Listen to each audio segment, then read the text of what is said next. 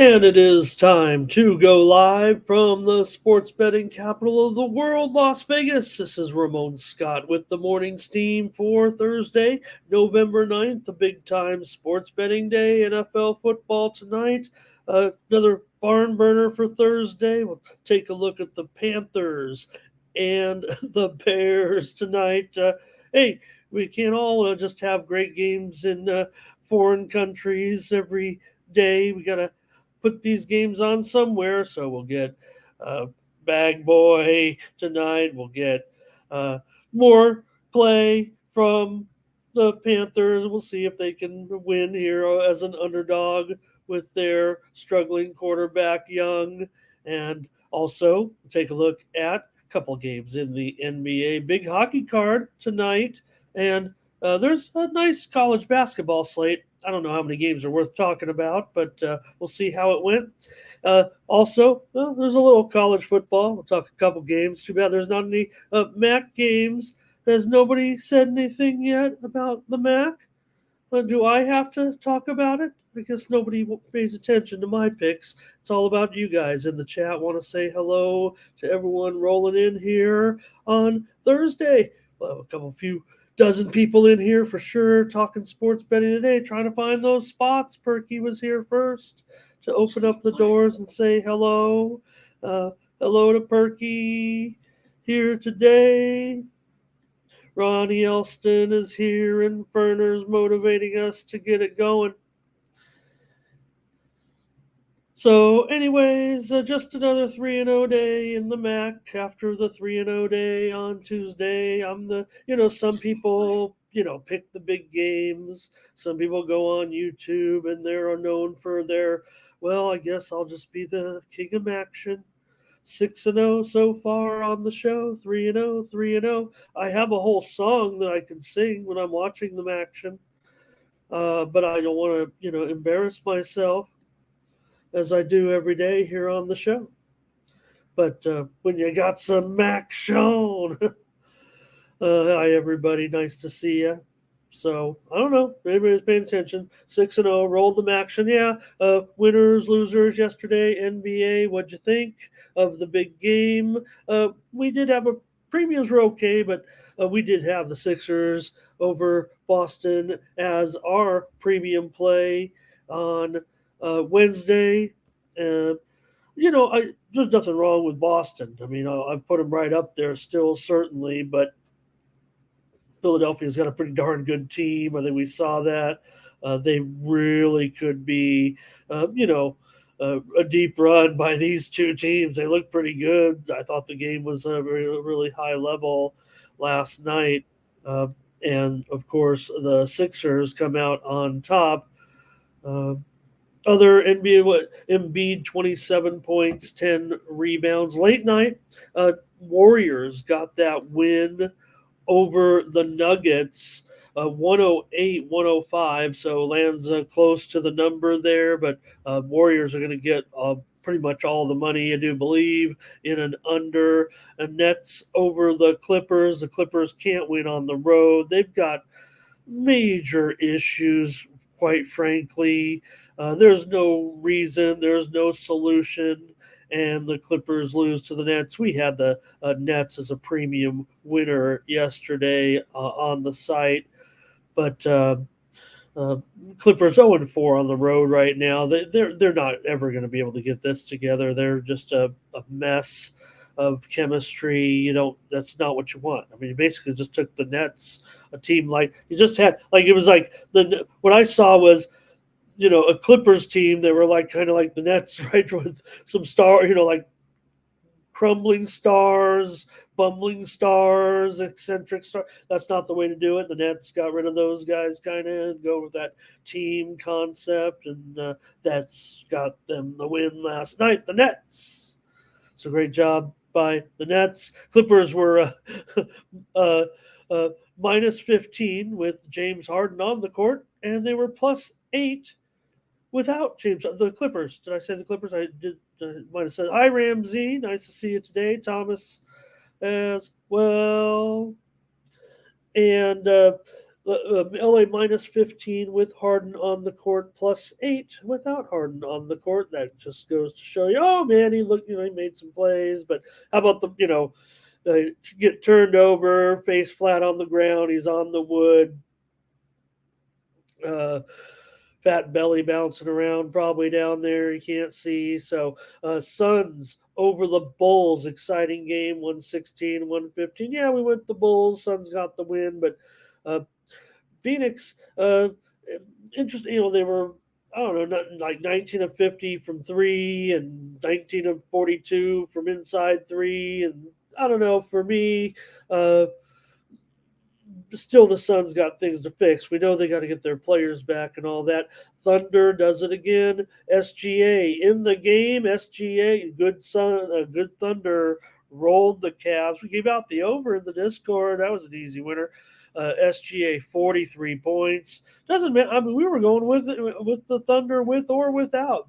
Move the line certainly, and a big performance for the Thunder. The Bucks over the Pistons. Uh, I don't know why people want to, critique Lillard for whatever, or you think that this team is going downhill or whatever. Yeah, Pistons got the money. It was a close game, 2 point game, whatever. Lillard, 34 points. So, we gave out the Pistons here on the show.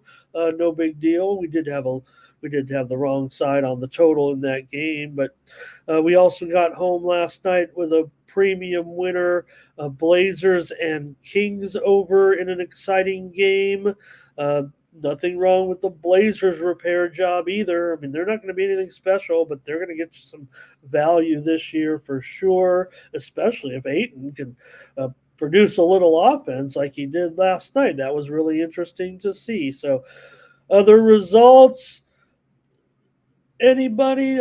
Toronto surprise on the road. It was Miami getting that win over the Grizzlies. They took me down here on the show.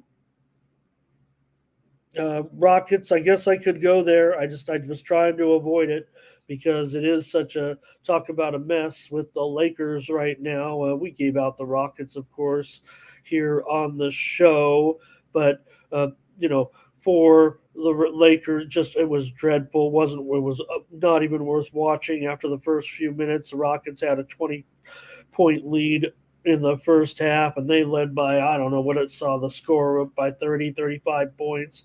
Jalen Green's the man. That's my guy. But Lakers can't do it without any defense, no shooting, no AD. Forget about it. So LeBron James, lock him up. Meaning, what Dylan Brooks said. We're not pulling the old Hillary on LeBron James. Dylan Brooks had some fun dating back to last year and those guys. So, all right. Other little bit of other news. Angels hired Ron Washington as manager. So, good job, Angels. Washington, 71 years old. I'm sure he's back skippering, and certainly will do a good job. I mean, this guy's a master tutor, a master teacher, and a great guy despite some demons along the way. A true baseball man, and that means they didn't get Benji Gill. So let's say a few more comments and we'll go over to Tony'sPicks.com, see who did what. We got so many games, we got to get going. And they're not kidding about getting this show over with. They can't get rid of me fast enough. All right, let's say hi to a few more folks. And Eberk, nice to see you. Curtis, I'm so happy to have seen you the other day. Saw you pop into Mindy's show and just was so happy and thrilled to see that you were around. So really appreciate you and everything that you did to get us started. No problem. You needed a hiatus. You're busy. We all have lives, and you were there a day oneer. A good 9-10 months with us seemed like every day. So thank you so much to Curtis. All right, and Ramsey as well. Going to go over to Tony'sPicks.com and see who did what yesterday on the site. And we got games today, don't we? Games in every uh, discipline. I don't know what you want to call all the sports today. Try to keep you updated on any moves that come in or any uh, lineup entry changes, anything we got. Let's go over to Tony'sPicks.com real quick. Take a look. Ronnie Crawford, top of the leaderboard, 4-1. Hello, Ron. Yesterday, Ron goes 4-1.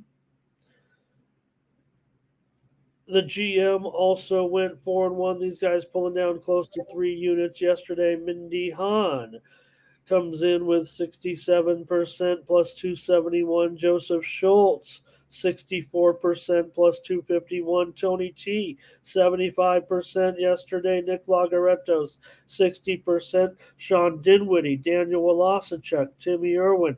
Oh, they win their only play on Wednesday. Eli Richards, 2-1. Tiffany Mance, 4-3. These guys sneaking the profit. Where am I? I think I was 500, maybe a game under actually. Uh, we won that late game with Portland and Sacramento. We also had a premium winner yesterday, Ottawa and Toronto over. Also, premium winner in college ball yesterday with the Canisius Golden Griffins, and we did lose two totals by a combined 1.5 points, I believe. 2.5 points. 2 points, something right about there. Two games we lost by a couple of points. So on the short end of that one. Okay, let's take a look now and handicappers here over the last 30 days at Tony's Picks. It's none other than the man himself, Tony T, coming in right now, 64% over eight. He's got 806 units of profit. Over the last 30 days, Chauncey Giles, nearly 6 units of profit. Probably Samba Murdy, 4.75 units of profit. Over the last 30 days at Tony'sPicks.com, it's Chauncey Giles, up 24 units. Over the last 30 days, Hollywood Sam, 21-21. He's always rolling those crazy numbers. Probably Samba Murty, 14.75 units. Daniel Walasachuk is up 984. Joseph Schultz is up 641. You can get our premium picks at Tony'sPicks.com. These are our best picks every day, mine included. And take a look at what we got over at the website for the action here on Thursday. Multi-game packs from our handicappers. Ramon Scott has got a 5-pack up there right now in college basketball for today, getting the jump on some of these moves. I was mad. I was tilted. What do you do when you lose a game by a half a point and another game by 1.5 points? You make sure you beat that line. So I'm in there early. These games have started to move, but you can get my premium package right here, 5 plays for today for $25. And I'll have more great winners in college basketball as well. But the way to really beat this is beyond long term with me. 3 days, 7 days, 30 days, whatever the case may be. Get my releases immediately and get them at Tony'sPicks.com. Use the promo code TonyT at checkout to save 20%. Click on the All Cappers tab. There you'll find the handicapper of your choice and get signed up. All right, that's commercial. Let's go back and see what you guys were chatting about while I took care of my responsibilities. Oh, Joey, that's great. I'd love to make sure you let me know about what's going on with your channel. I want to check that out. The hope just don't be on at 6 a.m. Pacific. Otherwise, I won't. Well, I'll get to see it still. I'll get to see it. Nathan here today. Terrell, thank you, Terrell. Where were you when I had to be my own hype man for the 6-0 record in the Mac Shown? I want to live. All right. I have a whole Maction song. Matt talking about that NBA action last night. Let's get started with the show, you guys. I can't let this go any longer. You guys said a few things. You want to know what's going on. You know what's going on. You know the games, and here we go.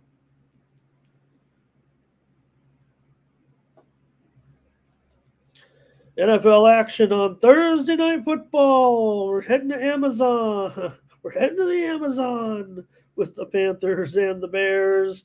Well, we don't flex for here's the thing, right? They're like, hey, let's flex these games. Well, we're streaming here. Yeah, we're on Amazon. I mean, it's arguably bigger than any of the networks to a certain extent when you think about what Amazon. Anyway, don't spend a lot of time on NFL. They said just talk about the games. All right. um, we'll try to talk about this one. I guess we don't need to talk about it for very long. The Bears come in with just a couple of wins. The Panthers come in with one win so far this season. This is one of the worst games of the year. But what are you going to do? You got my man uh, Badgett here, secret agent man. I like Bag Boy because I think of the commercial with the hamburger chain.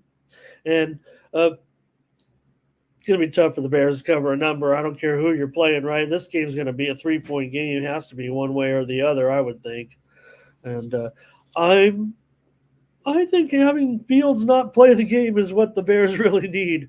I mean, I at this point would take. I'd rather work on Badgett than uh, go when Fields is back. Fields is going to be in there at this point, and I never wanted to be down on Fields, but after a while, something's not working. Now it's not maybe not necessarily Fields' fault. I mean, the Bears are bad. They've had when you have an organization like the Bears. First of all, they never have any wide receivers that are any that really produce big seasons, anything like that. Yeah, they've had some guys here and there that can, but that it just continues to be a problem year after year with the Bears. No receivers, so how can these quarterbacks get any good? Uh, in Badgett's three starts, the Bears are 20 for 39 on third down. The guy's got. I don't. If you lined up all the quarterbacks, you might put him in like at least at number 10 of the strongest arms in the league. I'm not talking about accuracy, is any good, timing, or I'm just talking about like maybe we just who could throw like the strongest, deepest, tightest spiral, ball in the league. Badger, this guy's got some physical tools for sure. To me, that's what it looks like. That's probably there are certain limitations to guys, and that's probably why he ended up. He obviously could have been a Division I quarterback, and that's a given. But you fall into certain situations and you roll with it. So, anyways, I'm not supposed to talk about these games for very long. I mean, this has to be an ugly, ugly game tonight with not a lot of scoring, I would think. The typical. Now, we've talked about the primetime under factor and all that, right? It really Thursday night there have been a few more overs. Thursday night's kind of running even actually compared to Friday night. Compared to Thursday night, where it's been more Thursday nights just 5-4 to the under. The primetime unders last week went 3-0 to the under for the season. The primetime unders, there's 22 unders and 7 overs, and of those 7 overs, the Thursday night game is accounted for 4 of them. Now that's not the handicap here; just bringing in the numbers each week. It's really the Sunday and Monday where it's combined 17 unders and 3 overs, which has been just wild. But here, I mean, what are you going to do? Let's get your comments because we have to do these games fast, especially the big games. And I'm just going backwards, ripping through your comments. I'm so sorry, you guys. I want you to get your statements in, everything here, but they were a little disappointed. I talked 10 minutes with a one football game, but this is NFL football. I'm trying to, put some emphasis on some of these games and get your guys' comments are more important than mine. Perky says he does expect points. He thinks Obviously, the Bears have invested a little bit of defense of late. They definitely play some defense. The Panthers have a rookie quarterback who definitely has struggled. Last week, and here's what Perky might, and I'm not banging on Perky here. He expects points. How are points going to come with these totally, woeful and anemic offenses? Well, you know what Bryce Young did last week? He threw two pick sixes. So, on the road, why couldn't that happen again? Panthers absolutely dreadful, 8-17 against the number. Their last 26 games off of a loss. They're also, uh, you know, pretty bad in the. Let's see, pretty bad in this role. It's the Bears, 11-8 against the spread in their last 20 games as a home favorite. And they haven't been very good. They haven't been good at all. They've been this team for several years now. So they're actually in a role where they're actually, you know, get the numbers sometimes. So, all right. Got to get going, I guess. I can't sit here and hem and haw and wait for more comments from you guys. I just got to make the call here. So I'll, the Bear, if it's 3, I guess I don't want to do it. But, I mean, I do think the Bears will win. So maybe it could be within that number still. I mean, this is such a dreadful game, huh? Thankfully, there's no. Yeah, well, Stations is at 3.5 currently, 38.5 certainly here. Total is certainly something that I'm probably interested in. So, all right. I'm going to take my man, the bag boy. I'm just going to lay 3 points. It's probably going to be a 3-point win here, but I'll take the Bears. Just really not too thrilled here. Thomas, maybe he'll tease it to the over. Let's move on. All right, Joey. I'm glad you're on it. I don't feel great about it at all. I do like the totals. So. Right. Hey, where's the action? Where's the action? We've got college football on Thursday night. Couple of games, including ACC action with Virginia and Louisville here. And everyone wants to bang on Louisville. I mean, on Virginia. What a terrible team, a terrible season, and it's tough. Really sad what happened last year. So the fact they got a couple of wins, that's okay. They won that big game at North Carolina, and that was a good deal for them. They're a pretty good road dog going back a little bit, but again, this has been kind of different this year. They've been covering in conference, no doubt about it. 19-10 in their last 29 games in the Atlantic Coast Conference, but the Cardinals are on a roll right now, really in overdrive to get, so they'd like to play on New Year's Day. It seems like to me with their run right now, or find a way into one of those nice games, anyways. Um, they could end up. I don't know. I don't want to be wrong here, and I haven't seen the projections, but maybe Atlanta. I don't. Louisville's won their last 2 games, 57-3 combined, and that's been pretty impressive. Louisville 15-7 against the number of their last 22 games as a home favorite. Feels like they could almost name the score here to a certain extent, but does. I don't know if they're going to be totally be into overdrive here in this one. I just wonder if Virginia is going to be able to get anything going really as hot as this team is right now. The under has come in 6 of the last 7 meetings between these two teams, even though the series has been split. This is different. These two teams are in a different spot right now. I'm going to take Louisville to roll here. We've got to win by 3 touchdowns, and that's going to be tough. But I'd rather lay it than take it at this point. I'm afraid for Virginia at this point. So,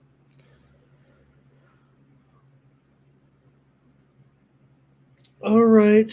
I guess that'll probably do it on this one. Fernando, we'll have a couple games, but hit me up for the college basketball here. as we get rolling through the show. I'll take Louisville minus 21 points. Ugh, I'll lay it.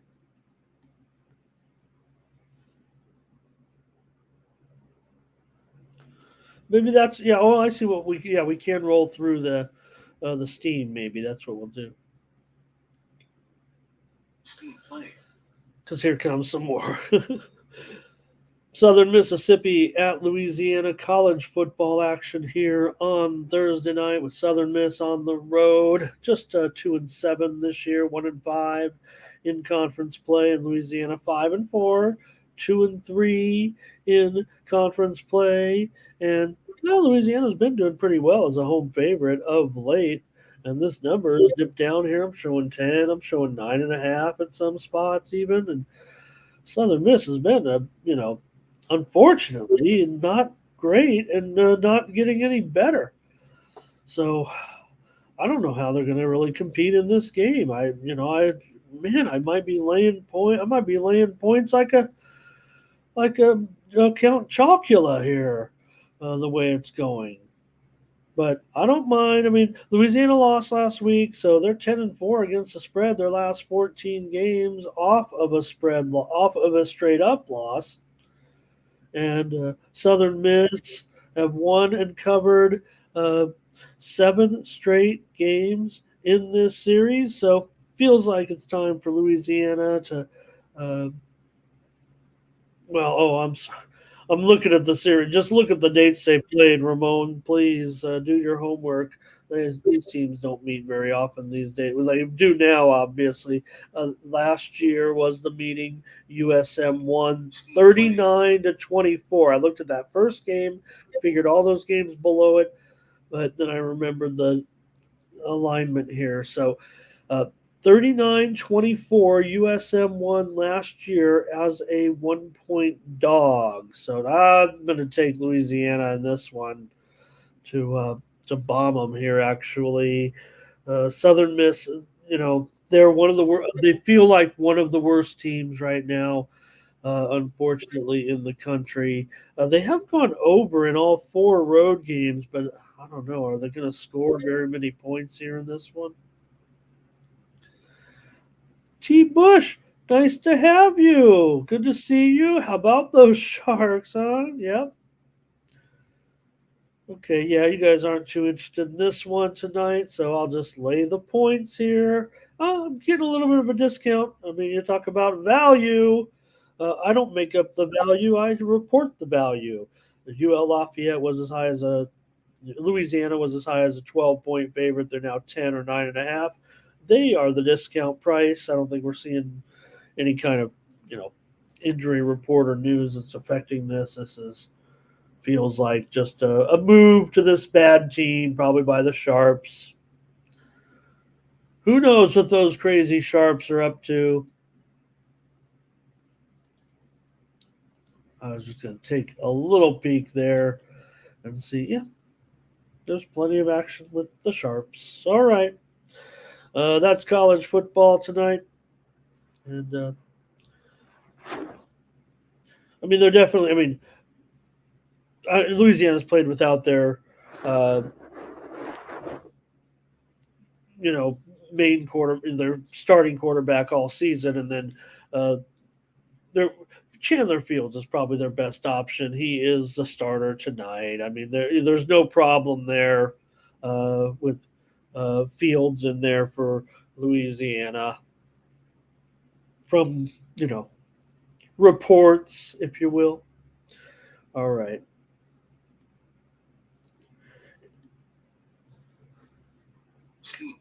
Couple of games on NBA Thursday here with the Bucks taking on the Pacers. If you say Indiana Pacers, I'm saying over. That's what somebody told me. Was that in the chat yesterday here, or was that in some chat room? You say Pacers, I say over.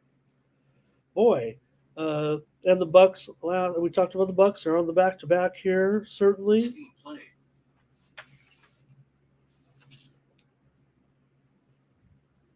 In this one, but we'll see. I mean, I'm not expecting any kind of news to come out regarding injuries. We'll take a look here, bring it up, and see where we stand as I get rolling with the NBA coverage. Right now, the Bucks are favored by 3 or so, and the total is dipped here to 241.5. And yeah, we look yesterday. So remember in the Pacers game yesterday when I talked about the Pacers, they're both on the back to back, obviously, by the way, but said, you know what, I got a reverse course now. I'm ready to give into this Pacers over situation, and said, let's do it against the Jazz. I do believe in it now. And of course, that one rolled to the over yesterday, and the Bucks also got a big time over yesterday. I had went under in that game as a premium, but here we are seeing maybe just a little bit of a dip here. We've seen a little bit of uh, line movement come in on this under, and maybe that is going to be the way to look actually back at this game. Even though, like I said, the Pacers, I mean, they've been big time. Uh, some of these scores have just been outrageous with the Pacers so far. They're the team that they're the anti Timberwolves, I guess, at this point. For the Pacers so far, they're 7-1 to the over this season, and 5-3 against the spread. We talk about what the Bucks' problems are; they're just always overvalued in most of these spots. And you got to wonder with the back-to-back situation now. Middleton probably going to be in there tonight after taking rest. I would guess Giannis, he got some rest in the fourth quarter yesterday. Giannis was ejected in the third quarter yesterday. So he might be a little, I don't know, fired up to get out there.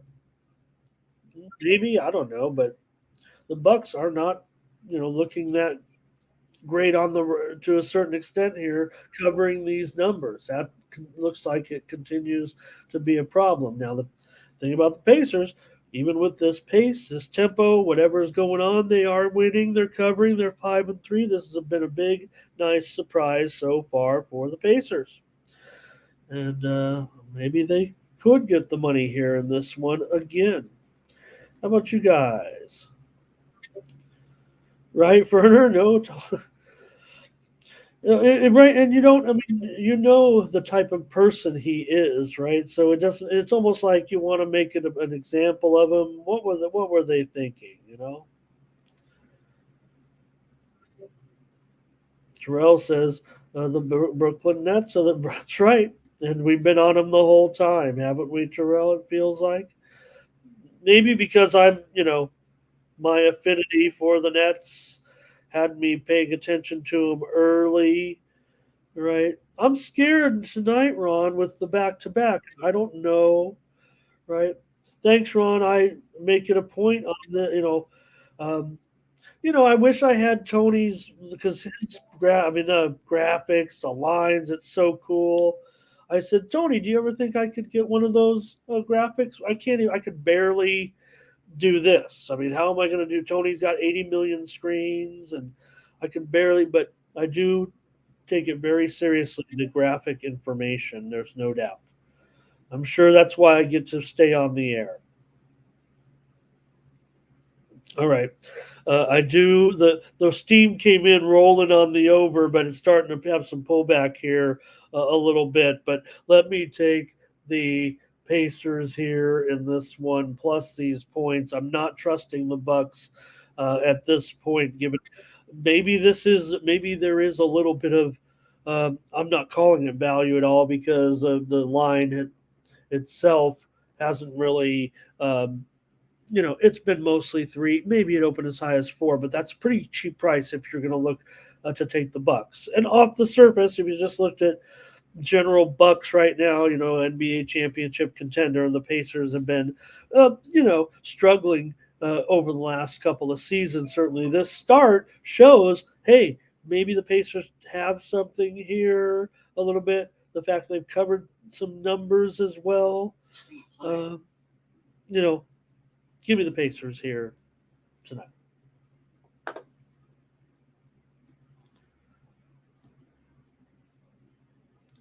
The Hawks at the Magic. That's our second game tonight with our NBA Thursday. Hawks on the road, a 4-point favorite. Who are the Hawks to be favored on the road against the Magic? You guys, I mean, these are our Orlando Magic. These guys are looking every bit as good as the Hawks right now. I would be think here uh, with the Magic at home. The 4-3 straight up, 5-3 to the 5-2 to the number. That's what we're looking for. They're playing a little bit of defense. Yeah, they could be better on offense, but so far the Magic are 1-5-1 to the under, allowing just 105 points per game so far this season. I would think the Magic are pretty live here in this game. To not only cover that number as a home underdog, but I would think could win this game here. Could win this game here tonight. There are some concerns. Certainly, Markel Fultz is questionable. Carter and Harris are still out, but for Atlanta, let's see. Buffkin's out. Let me take a look at the matchups here a little bit, if I can, real quick, with just a couple of games in the NBA. Oh boy, what a match! It's a good, yeah. Feels like a premium almost. Maybe I should be on the total. Maybe I should be on the total here because man, Orlando looks. I don't know. Orlando looks pretty live in this spot, don't you think, you guys? There was some reported steam that came in on the over, and I think I kind of buy into it. So I might reverse field a little bit. Maybe you caught me there. Maybe I caught myself here. Take those points. If anything, there is some pretty good moves, some steam that is pretty impressive on the Hawks. There definitely is some professional betters on the Hawks. To me, it looks like it's running a little bit even though, and I'm gonna take the over as my play here on the show. One of those big numbers here with these teams, and look, both unders for Ferner here. It says in this one, and I'm gonna try the over actually in this one, and with this big number at 230, 232, 232 here. Hi, Mark. Nice to see you. I'm going to go over though in this one um, as my play here on the show. Give me the over 232, 232, and just kind of tailing this steam here a little bit. Let's see.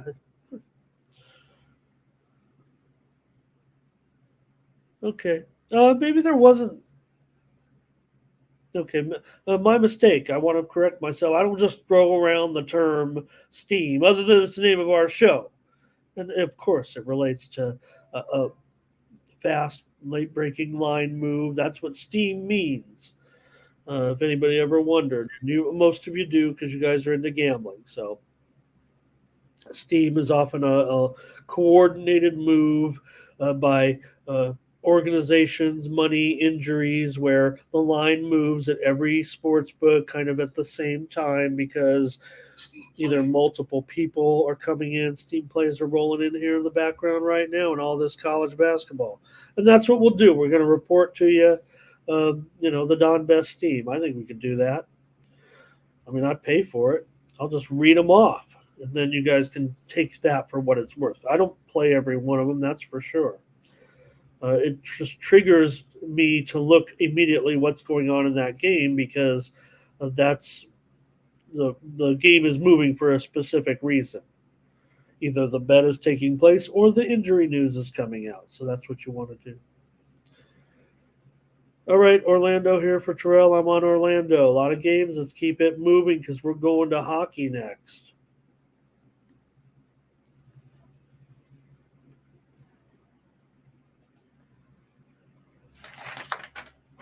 System play. lot to organize with all these. Pardon me. All right. On the ice last night, we had a couple of winners here on the show with the Ottawa Senators. What a game that was. Man, Toronto came all the way back. We did have that premium winner on the over, but we gave out Ottawa here on the show. We also gave out the Capitals. What happened, Caps? Thought we had us an underdog winner. Florida came back to beat us there. Maybe you took the puck line. We recommended the money line, and but how about the Kings? We had the Kings. Who else had the Kings? Who wanted the Kings? I was on the Kings. Hopefully, you guys were on the Kings with me in their impressive win last night against the Knights. We're on these Kings, no doubt about it. And I don't mind. I don't mind if it's a premium or if it's here on the show. We got a nice winner right there. I knew the Kings. Nothing wrong with Vegas, no doubt. The Kings are decent, you guys, no doubt. And they're going to be right there. I mean, you have to start. I mean, I'm not ready to put them just in the group just yet with Colorado and Vegas, but could we consider them with Dallas? I think we can. And anybody else in the West you guys have got to play this card tonight, especially when it feels like we're starting to really get it now. Here, well, I mean, this is what you came for. It's NHL time, so let's have winners.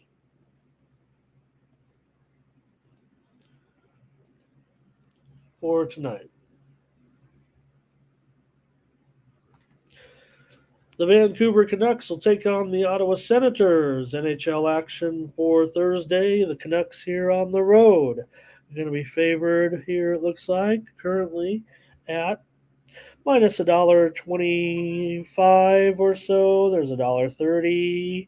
The total is definitely fluctuating. There's 6.5 over 35s. There's 7 under 35s. So goals are expected in this one. And why not? These two teams are, definitely playing to a few overs so far this season. If you look at this card, there's not a lot of games where the combination of teams are kind of producing, uh, to the over, but this would be one of them between the Canucks and the Senators. Of course, yesterday we had that premium winner on the Senators uh, to go over. So far this season, Ottawa is 8-2-1 to the over. Vancouver is 7-4-1 to the over so far. Vancouver, technically, they've been the best money making. I think they've been the biggest money making team in the league so far, especially on the puck line. Here's what Ferner says: you got to lean toward those Canucks. They're 9-2-1. I mean, I think I could move them up even a little bit higher from where I have them. Um, oh no, maybe not. Oh well, yeah. I mean, I think yeah, we definitely can move them up with their current streak right now. Is it real? Is it? Is it?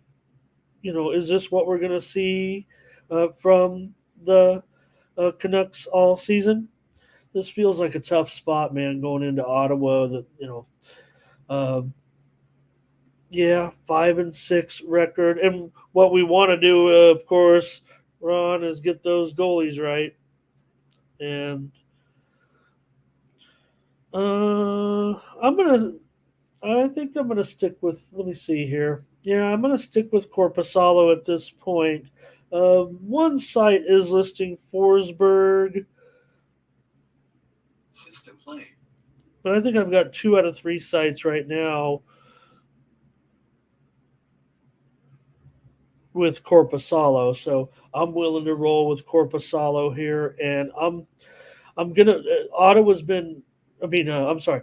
Vancouver has been super, super hot. I get all that, and I'm just a little bit leery. Still laying a little bit on the road here.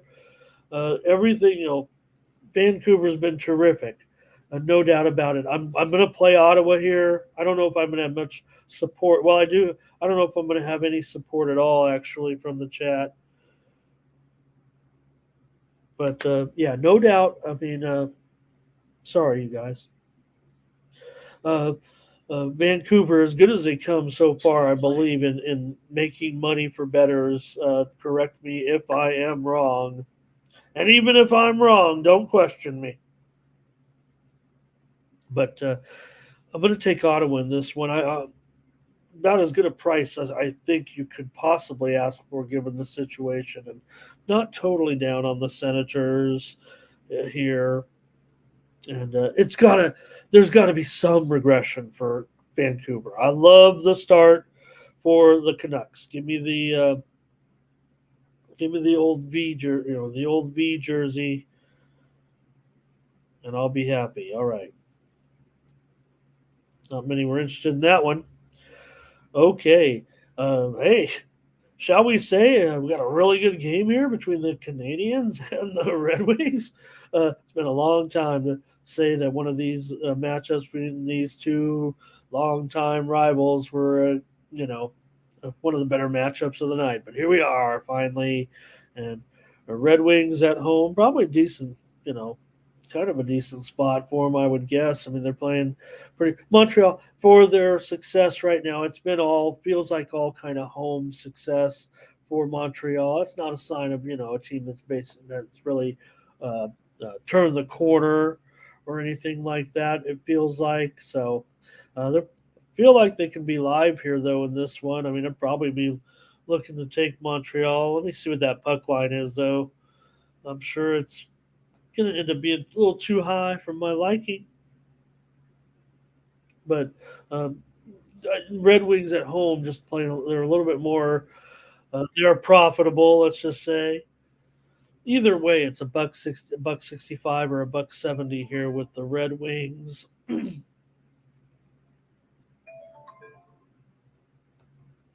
the goaltending situation here, uh, yeah, Allen and Reimer in this one. Sharps are all over the Canadians, and maybe that is the direction we should go at this price. I kind of might be willing to take a shot here, actually, with my Canadians, despite the fact that they haven't performed on the road yet. I'm not sure I can pass up a price of $1.40. Uh, Montreal coming in with 5 wins so far this season. Detroit's got 7 wins. They've definitely done well. Detroit 9-4 to the over. Montreal 7-5 to the over. I'm not sold on the over here though necessarily tonight. I would think that more likely this is going to be a pretty solid under to me, and that's I think I'm going to go there.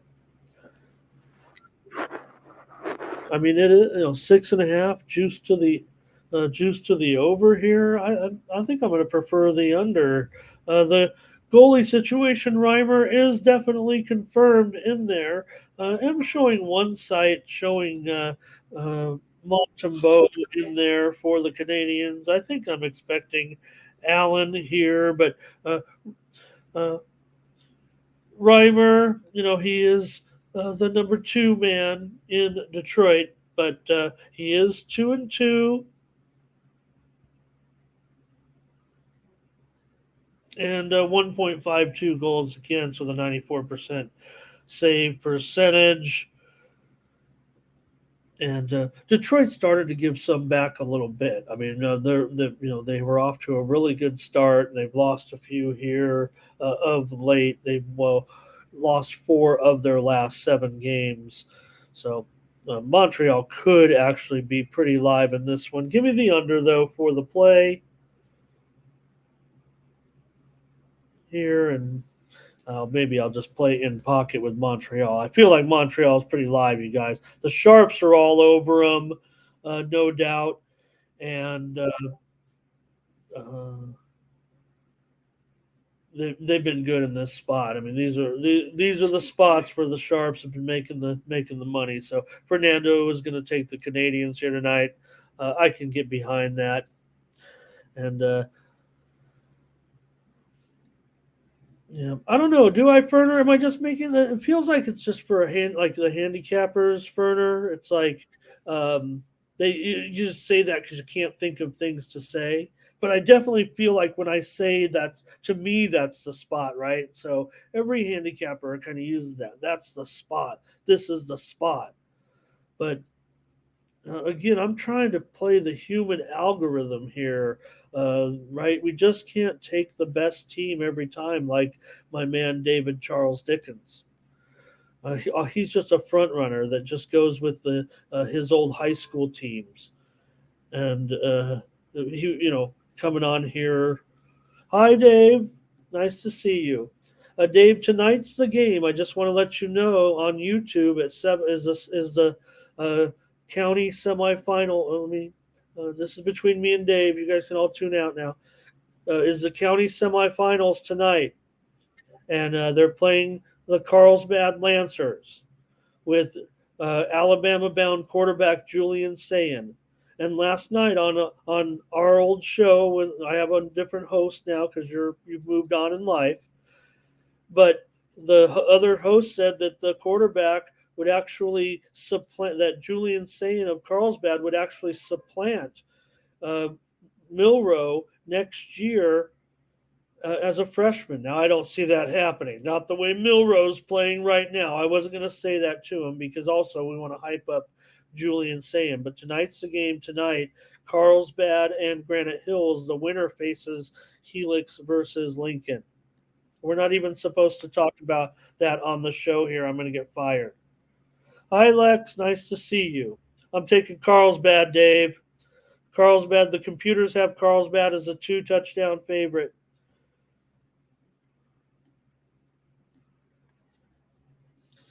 The Wild at the Rangers NHL action here for Thursday. And the Wild been doing a nice job. Take a look at the Rangers goaltending situation here. Looks like they're down maybe. Oh, no, it's Igor. Come on, it's Igor. It's going to be Igor.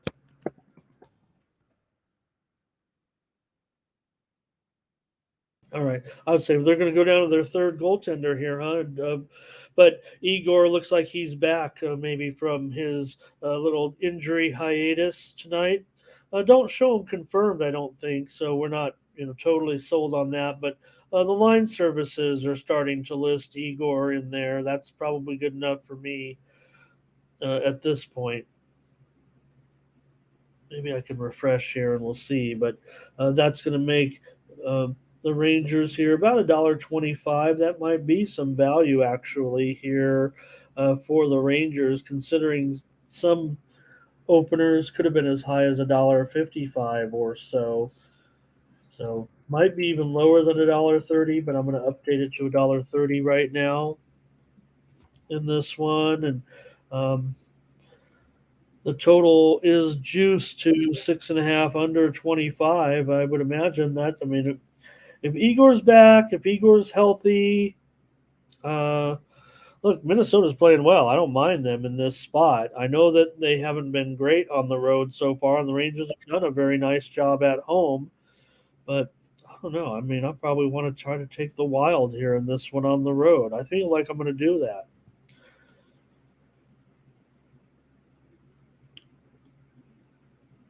And let's see here.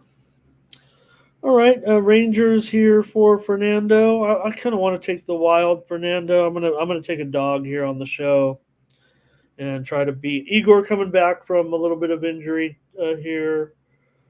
If he is confirmed in, uh, Rangers have definitely done a nice job here. They're winning about a quarter units at home so far. So, Dave, we already talked. Yeah, we talked about NFL, but. You don't flex the Amazon games, right? It's not a TV game; it's just a stream. It's like so it's like we just let it go. So Dave's on Wild with me. He's up in the upper Midwest there, so he follows those teams as well. And I'm gonna try the Wild tonight with Igor coming back here, and I've got Flurry in there, and I'm getting a little bit of plus money. But I'm not getting the best price. That's why I'm giving it out as a free play. The Wild probably was going to be my premium play, but I don't mind even the under. I still might come in under here, especially if it's a juice 6.5, and I think we can get that.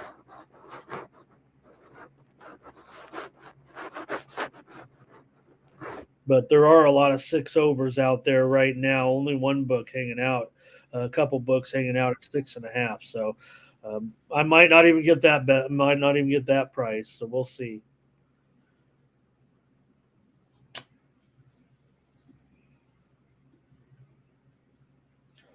The Blackhawks are at the Lightning. NHL action here. This one is for Thursday.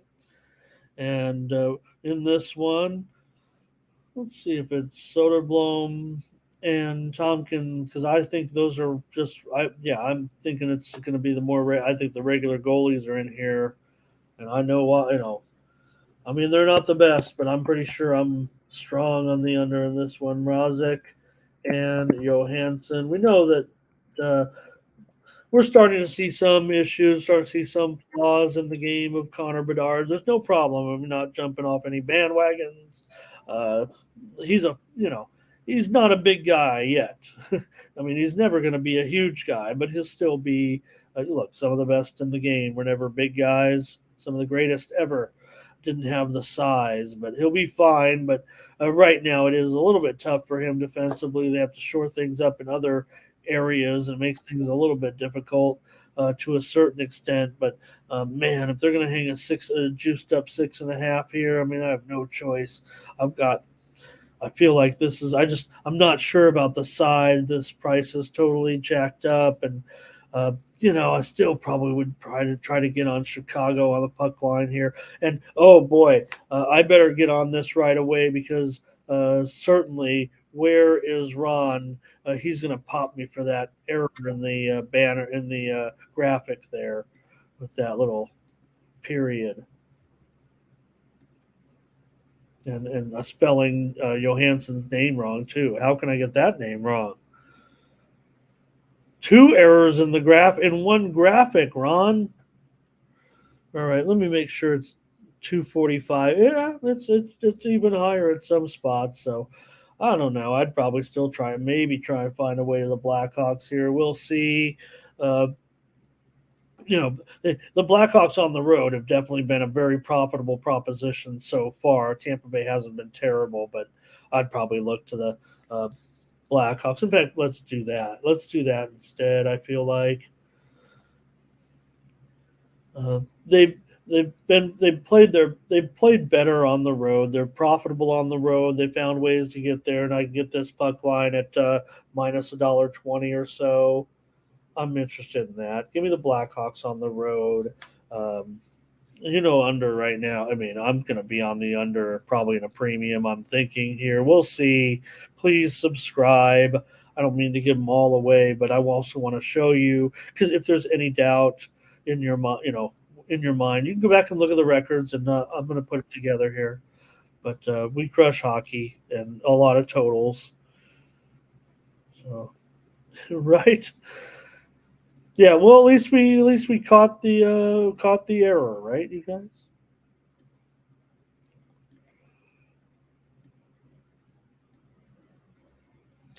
All right, the Islanders and the Bruins in this one. Now we're talking about teams that go under for sure. Here with these two teams right now, and Bruins. What can you say? Everything's just fine with the Bruins at this point. And I'm gonna go. I'm gonna change goalies here again. I'm gonna go with uh, I think with the regular goalies here. Let me see what we're dealing with.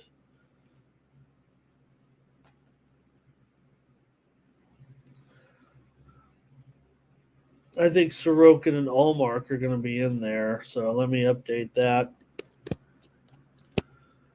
That's not an error, right, Ron? When I change the goalies, that's just reacting. And again, these are not ever any. I'll tell you if it's confirmed or not on the goal. I'll try to remember, but these are not. But I'm definitely going to move here to Sorokin and Allmark, the regular goalies here, a little bit in this one.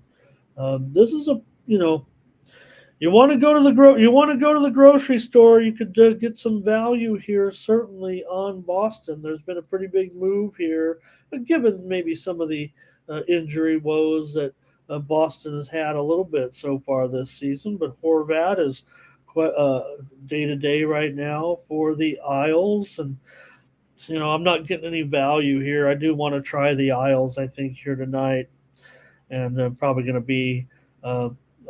be on them here. Look, these teams are. If you're going to look at totals like I do, and I don't know, maybe I can still find a way to get in on this, but Boston is 2-9-1 to the under this season. Appropriately, here we're dealing with this 5.5, pretty heavily juiced to the under. I'm even seeing 5.5 under 25 at some spots, and the sharps have kind of rang in too on the under. I mean, they're pretty much hitting it under. Now they haven't been too great uh, playing in this spot, but I like the Islanders here on the road to get a win over the Bruins. I mean, this is a nice game. I mean, the Bruins have been, uh, you know, as expected, the best team in one of the best teams in the league. They're 10-1-1 right now. This is a spot where I'm taking the Islanders. We're going to hit one here. We're going to hit another one with them tonight. Islanders have 5 wins so far, and the 5-3-3. So uh, I'm willing to take the Islanders here. I think the price indicates the Islanders are live. I can't give it out as a premium because I don't feel like there's any value. Here's the thing, right? We talk about the handicappers saying, "Oh, the value, the value."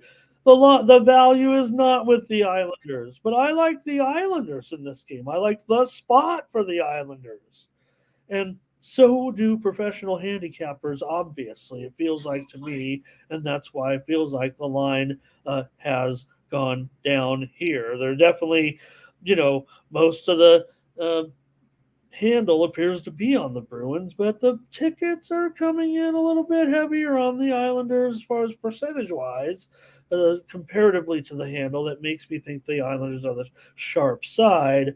This is how some of the market handicapping works anyway. I'm on the Islanders. No, I don't mind. If you are on the Bruins, tonight is the night. Tonight is the night to get a pretty good discount on the Bruins. Dave's taking the UCLA Bruins. All right. And good job, Chad. Had a good one there. I want to say hello to Lauren S. Nice to see you again. Yeah, Darren, no doubt you're going to be, have a little bit of discrepancy. I have them 2-9-1. You have them 3-9, and we see sometimes different books end up on a different like the grading, right? So I'm never going to say you're right or wrong or I'm right or wrong. It doesn't. It's still an under team, right? And Darren says New York is 4-6-1. Um, to the under, to the under, right? Yeah. Okay. So for me, let me go ahead and I'm taking the Islanders. No value. I like the spot for the Islanders. I'm a sports handicapper, and you're supposed to, you know, there's a fine line between the judgment of the line, the spot, the play. It's hard. Life is hard, or at least it is for me, and it shouldn't be. All I do is sit here and watch games. The Dallas Stars and the Columbus Blue Jackets in action tonight.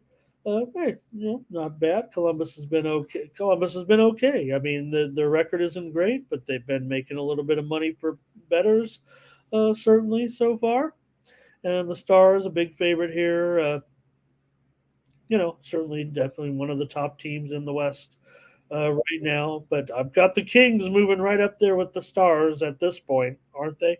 If you have Colorado and you have uh, the Knights, of course, up there is number 1 and 2, but the Stars, the Kings are next.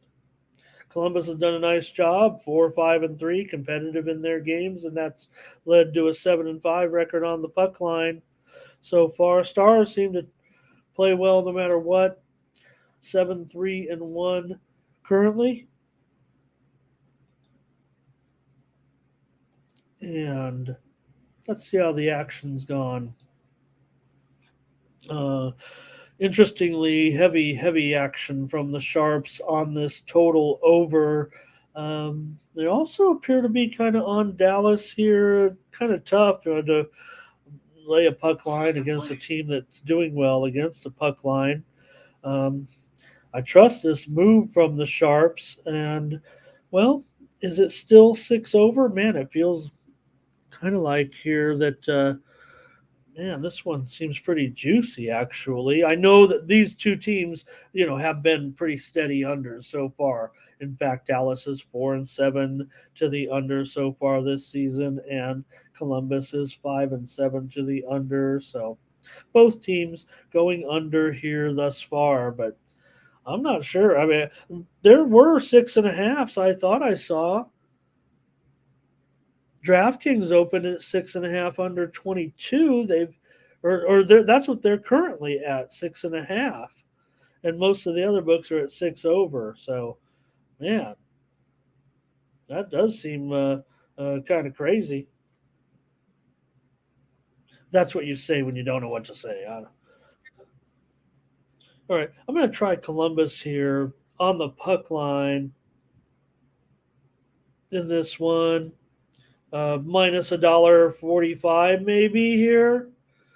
Columbus has been making a little bit of money. I'm impressed with that puck line record for the Blue Jackets. And maybe if I could just peek 1 second here and see Blue Jackets.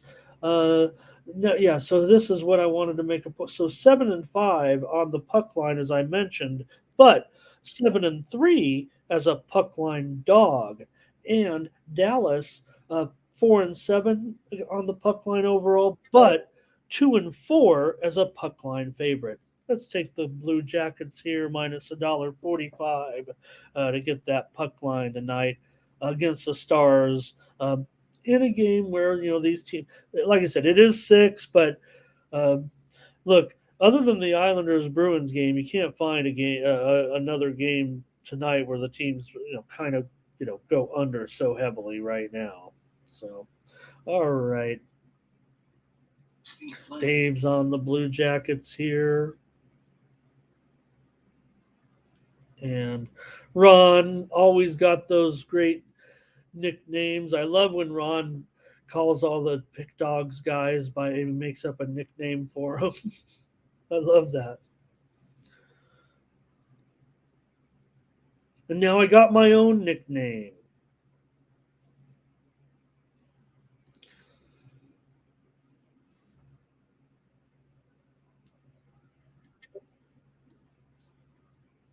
The Arizona Coyotes are going to take on the St. Louis Blues. And look at this line. Man, this one's tightly rated because here come the Coyotes.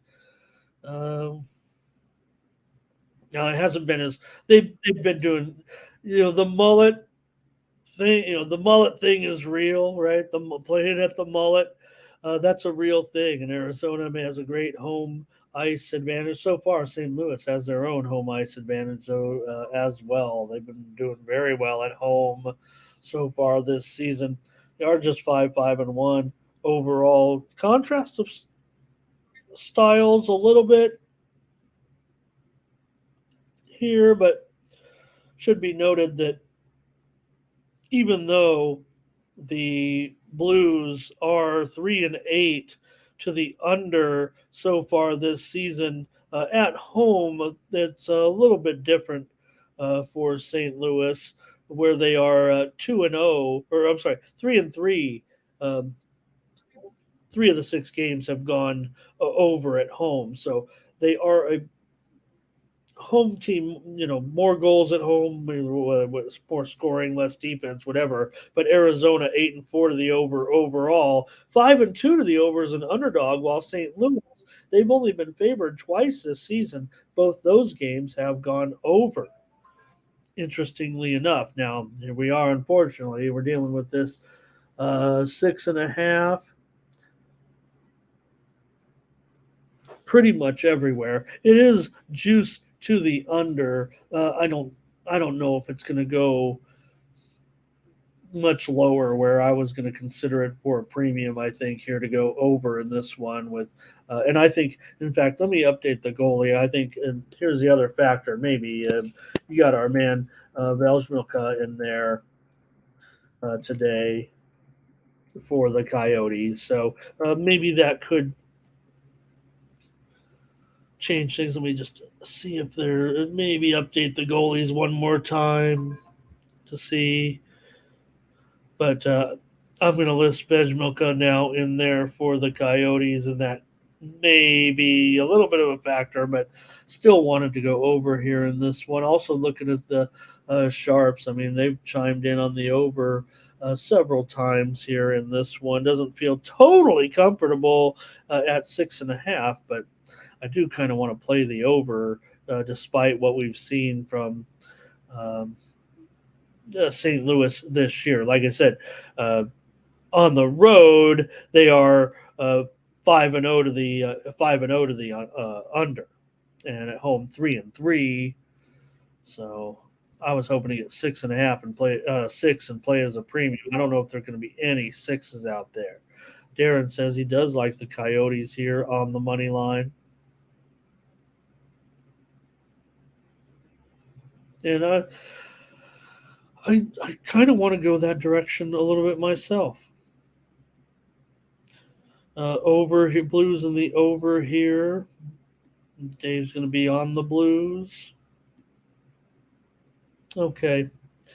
So let me the over in this one. I just like the fact that, like I said, at St. Louis, the Blues definitely have been better. At home, they've been better for sure. I know you guys. I see you guys there on the Coyotes, and we've been howling with the Coyotes this season quite a bit, no doubt about it. We were, like I said, we won it early. Uh, we were on them early. Remember, I went into them immediately saying, "Let's look into this." Why? Because getting the jump on the season like I do, I'm not a 365 hockey man necessarily, and when I see everyone kind of saying, "Look out for Arizona," and Arizona is such an interesting team, looking into it immediately. Just respect the other people, respect other people's opinions. It'll put you uh, on the right path a lot of times. Here, stick with your convictions. Thank you so much, Dave, as well.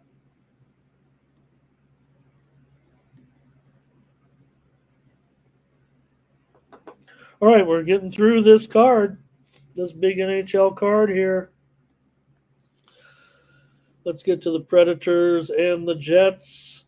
And I've got probably another goalie change already, it feels like. In fact, this one may be a little bit more confirmed here. Not confirmed yet, but it does look like all the sites have went to Brossoit here for the Jets. And the Jets are $1.35. And the total here, 6 under 20 or so. I've seen this one open maybe as low as 5.5. Not maybe just a couple of 5.5s early on. But with these teams, they've been kind of in an over spot here. Winnipeg 7-5 to the over so far this season, and Nashville on the road also, even though they are just 4-5-3 with their totals on the road so far, they're 5-2 to the over and 6-3 to the over as an underdog. So the price does look a little bit cheap for two teams that, on the surface, I don't know what you might consider a high line here, but to me, I think they certainly can reach 6 goals. Dave says he's on the Predators here in this one. And, Predators haven't really been making money on the road, but the Jets have been a loser at home for sure. Lex, I can't answer this because I also like to refer to myself in the third person. And so, if I guess you're only if you're disagreeing with yourself. Thank you, Jimmy.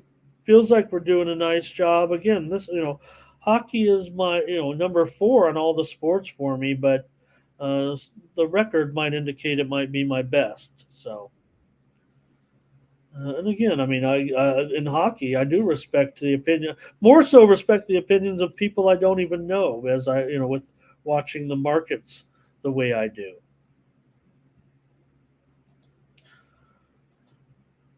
Okay.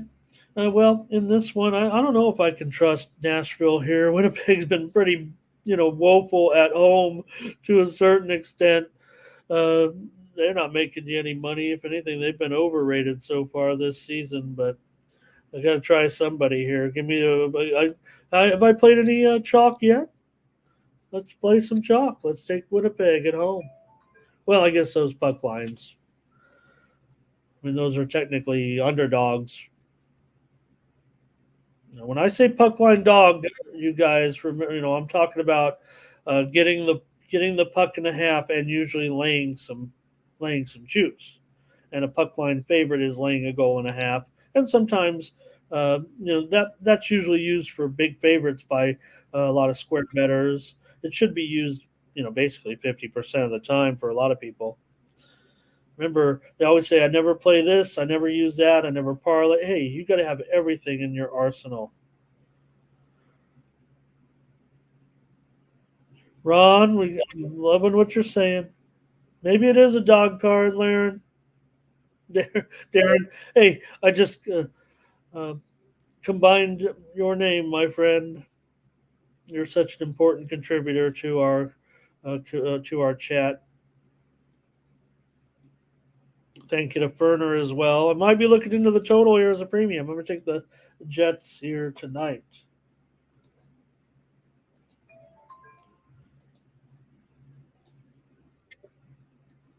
Steam playing. I hear the Discord popping off, so head on in there. Maybe we got some action in there. I see some of your guys' plays here right now as well, and thank you. I want to thank to PZ for Euro baskets here today. And there's also, we didn't cover it too much today, but Europa, soccer, Kraken, and the Avalanche here. I think these goalies are going to be right with Grubauer and Gurdjieff. And I think I think I can only look at maybe one way with this game, man. For all the success Seattle had on the road last year, it really hasn't really happened for them this year. And the Avalanche are doing a pretty good job at home. They're doing a real good job. Period. That's for sure. Kraken right now coming in 4-6-3. Colorado 8-3, of course. Strong start. Maybe they've given them back here a little bit, but they're averaging nearly a half a unit of profit per game at home so far, and it's been just the opposite for the Kraken, a team that was one of the most profitable, if not the most profitable, team on the road last season. It hasn't worked out this season on the road. They're giving up a half a unit per game on the road so far. So this is a spot for me to just keep it rolling here. I expect the Kraken this one to be difficult, and I am going to take the Avalanche, and I am going to lay a goal and a half here at even money. Even money, laying a goal and a half with the Avalanche tonight. The Kraken just haven't been able to get it going on the road. We'll note, though, the Sharps are pretty heavy on the under here. I might agree with them. That kind of does make it a little bit tougher on that puck line, but 4-2, of course, always gets it home. And you know what they say about 3-2? The final score is always 4-2. So we'll take the Avalanche here in this one on the puck line. And I think Dave says he thinks Avalanche is the best. And, well, they're certainly in the top 5 teams, if not top 3 teams. Fernando over, Darren under. I will say, all right, I think I'm pretty solid on the under. We'll see. You look at what they've done this season.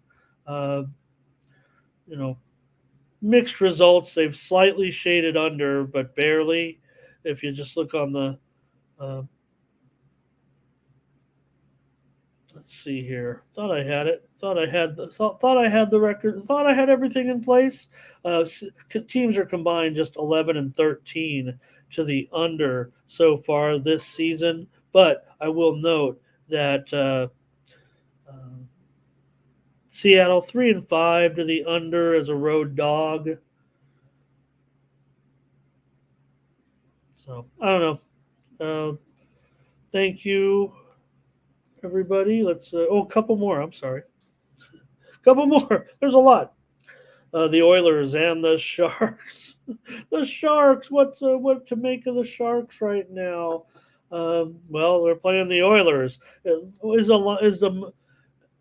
Okay, finally, this line, I'm starting to see some buyback, and thank goodness, right? I mean, it can't be true. No one, I get it. Maybe the sharps are piling on. Maybe they've been maybe they read newspapers, or maybe that, how sometimes you get like those updates from some of those, I don't know, maybe I just have the wrong apps sometimes, but they'll report to you something that was like 2 or 3 days ago, and you're like, duh. And maybe people are kidding, like, oh boy, the Sharks suck. Well, hey, they just played a great game last time. They almost got it done, certainly. And it's almost hit them right. I mean, the Shark, I guess it's like they're either going to lose 10-1 or 1-0 or something. Whatever the case may be. It's been a disaster, but there's been no bigger disaster than the Sharks and the Edmonton Oilers. And here you go. Probably the 2 worst teams in the league so far, record-wise. I mean, maybe the Oilers can turn around. Their personnel would indicate they should be much better than this. So whatever the problem is, whether McDavid's a little bit broken, injured, whatever, Bovada just moved to 350. So did Stations. So I can't pass on the Sharks here. I don't care how bad they are. Edmonton is playing very, very poorly. We just saw the Sharks at least kind of hang in there, right? Okay, there's no doubt. They just lost 2 games last week, combined 20-2. We all saw it, but they came back then against against the Flyers, right? I mean, which team is going to be the most bozo team to come in here and make the Sharks look good for one night? It was the Flyers. So Edmonton, maybe this will be the game they turn around. They're minus 340. The total's 7. So I guess they're going to win this game, 4-2 or 5-2. There's no chance of that. Edmonton isn't beating anybody like that right now at all. And it's hard maybe to give out the total and what, is such an ugly game and, to give it out as a premium. But, I can only probably pretty much look probably one direction in this game. I mean, Sharks don't have a very good offense, and the Oilers can score, but they're not scoring this year. I mean, if you look at their games right now, totally, they're giving up some goals for sure. But the Sharks are 3-8-1 to the under. So I'm gonna grab the Sharks here on the puck line at plus $1.20 or whatever, and say if the Sharks are playing a bad team, they can stay within a goal, and if they're playing anybody else, maybe they lose 10-1. But Edmonton is totally broken here. Right, Mike? Might as well. You got to sprinkle the money line here a little bit. You even got to lay a goal and a half. You got to spread some money around on the Sharks tonight. I don't know. Peasy says this is going to be and what's wrong with these Alberta teams? Dave says go under, but Fernando says go over. And I think I'm with Dave on that one. I mean, maybe when the teams are combined 3-18-2 this season. So that's enough time on that game. And let's talk about the my. Well, calling Ron Elston typo. Close the parentheses. All right, there we go. The Kings on a roll here. They've actually not been good at home. Well, I don't want to say not good at home, but they've lost as a big favorite twice. They're actually, I believe, not profitable, believe it or not, at home. Let me make sure of that. But I mean, they do come in obviously, 8-4, 8-2 right now. But they did have a game where there were a couple of favorites here.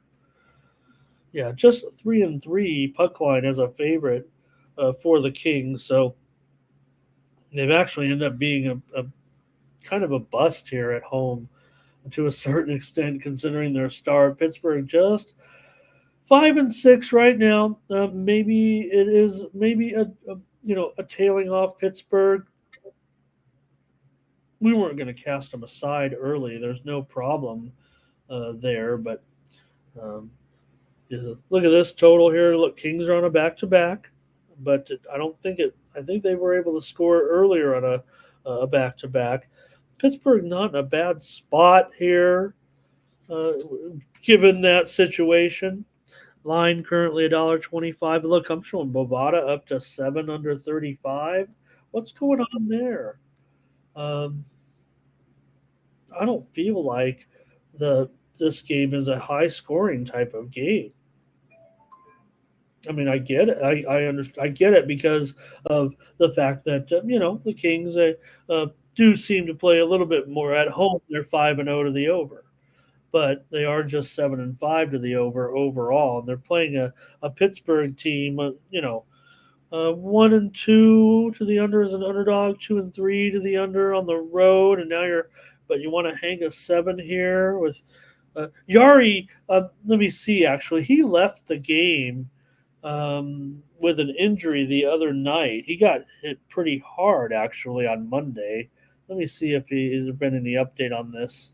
Maybe he's not even going to be in there. In fact, maybe the Kings are going to have Copley tonight in there. So that might be a factor for some people. And remember, Copley was incredible last year. I mean, he was out of his mind. A journeyman, minor leaguer, basically. But I think it just kind of showed where this Kings team was headed, that they were able to make Copley kind of a a winning goaltender. For Pittsburgh, I would say, let me see if the injury report what it has. The day to day for Yari, he got hit in the head and neck in the game and had to leave the game immediately. But right now, the line service sites are listing him in there, but some of the hockey specific sites say it could be Hellberg here tonight. So maybe that's why we're seeing this pressure to the over. Um, I've been thinking this game. I mean, I've looked to go under probably no matter who's in goal with the Kings on the back to back, knowing what they would need to do here to win this game. So, but I'm not going to probably go against my Kings right now. Even on a back to back, I'm going to take the Kings tonight at a price of $1.30, $1.35, $1.25. Well, $1.20, but bet online right now. I'm going to do the Kings again, man. My Kings are hot, and I'm going to take them one more time here. How did that back to back go though? I want to say I thought they might have actually lost it. I think they won one earlier.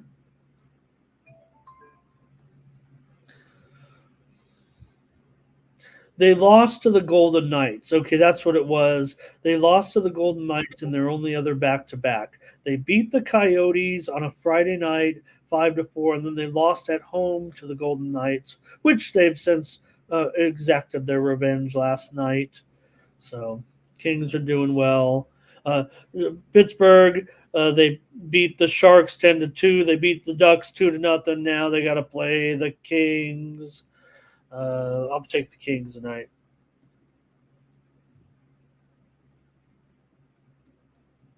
Goalies. Dave's on the Penguins. Ron talking about, yeah. All right, you guys, that's hockey for tonight.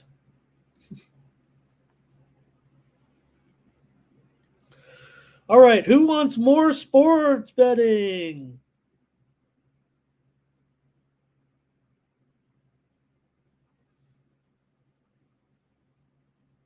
Let's talk a little college basketball for tonight. I got a few games we can. I got a few games maybe we can sneak a peek at here. I'm still going to try to get to NFL Sunday night play here. NFL Sunday early action here, still on the show. If we can talk a little faster and get through these games, but where's my college basketball? I got, I'm old school. I've got sheets of paper all over the place here with games for tonight. Let's take a look at. Well, I've just selected the three televised. Um, Even the Pac-12 is where I've gone here a little bit on a couple games late games here, but a Big Ten Network game here with Southern Indiana and Michigan State. Just a little bit to talk about Izzo. We saw him getting uh, a little bit of kerfuffle with one of his players, and then uh, a lot of Twitter saying, the coach has lost his mind, the player is talking back to him, whatever. This is still Michigan State. They'll be playing tonight here against Southern Indiana, the Screaming Eagles. Here in this one, it really shouldn't be much of a problem. I mean, this one opened as low as 26.5, has been immediately bet up to 31.5. Talked about how these games, some of these one-sided games have, resulted in, quite frankly, the favorite winning in a massive over. And I would think that's, probably where this one goes as well. Michigan State, maybe it's a name the score type of situation here for them. And I'm sure they could probably win by more than 30 points in this one. Just didn't have a lot of options, and I was trying to make sure we were picking some games that everybody could see. So, do have a premium on the total in this game. So, if you want to check it out over at TonyPicks.com, I have a 5-pack up there. In fact, let me update the line on this game. I don't even think this is the line currently. On the game, it's 32 and 145. Michigan State is favored.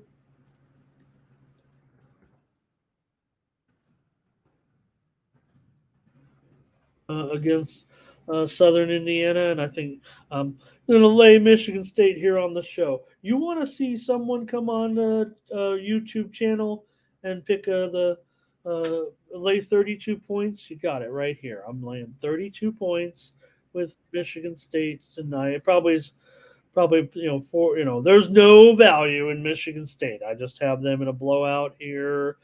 Maybe it'll be 100 to 60. How about 100 to 60? Do you think that could be the final score of this one?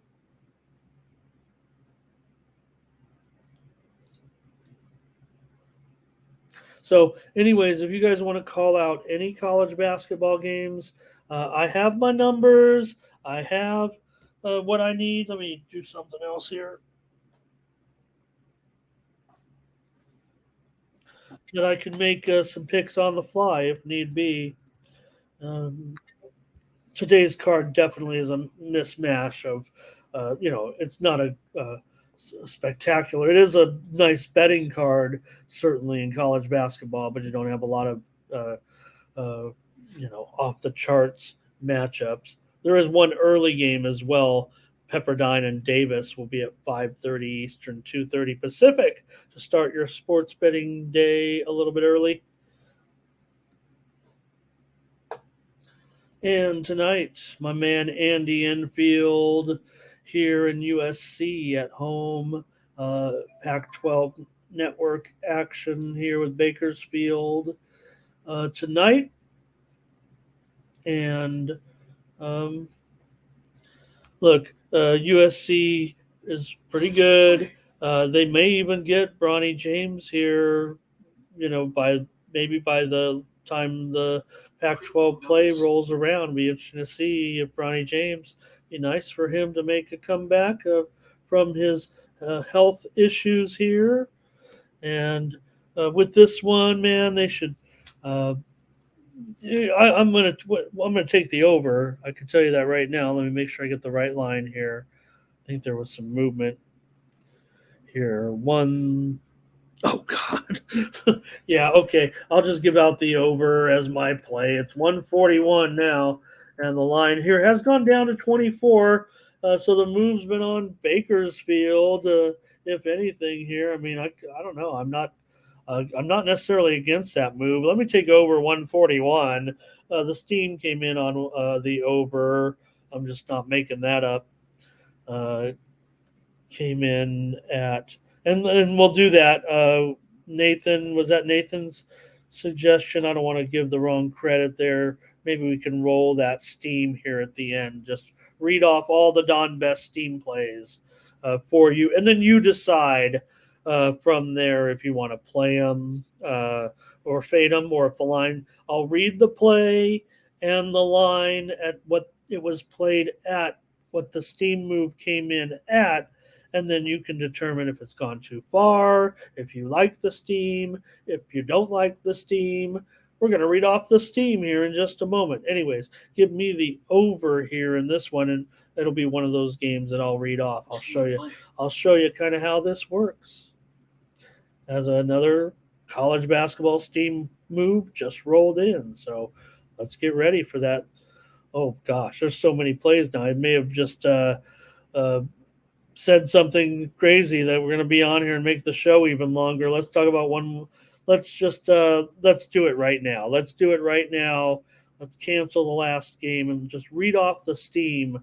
I think this will be more interesting for you guys here. They won't like it at headquarters, but the last game was a 30-point spread. I'm not too worried about that. All right. Darren asked about Tarleton here today. Let me pop this one in and see what I have on Tarleton. And if I don't find the game quickly, if I don't have the number, I mean, this schedule won't be hard. I'll be able to find Tarleton. But I will cancel the request of even if it is a great request, a great chat guy like Darren. If I can't find it in a matter of seconds, I will probably move on. And of course, I know it's at the top. Taking on FIU. Here we go. And yeah, Darren, my play for Tarleton and Florida International. I'll tell you this.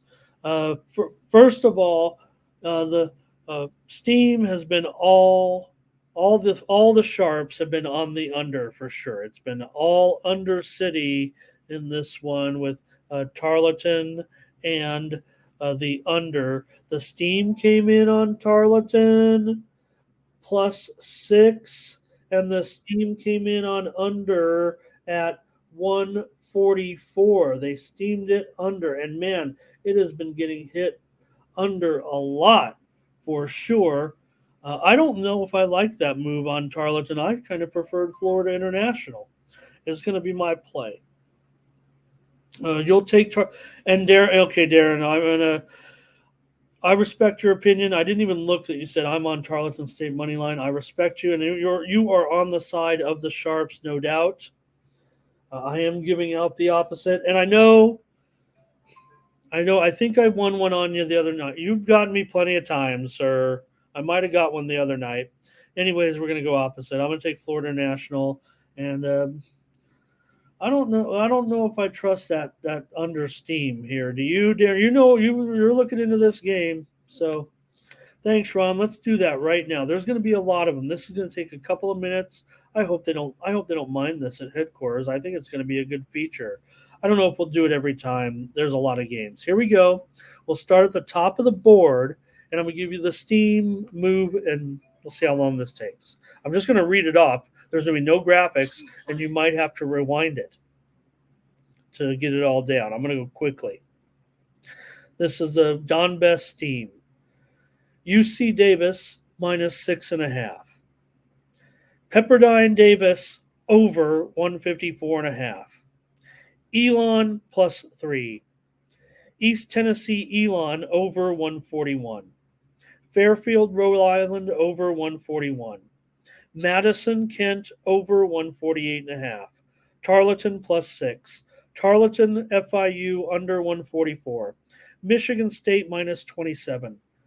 Southern Indiana MSU under 145.5. Sam Houston minus 6. Utah Valley Sam Houston over 137.5.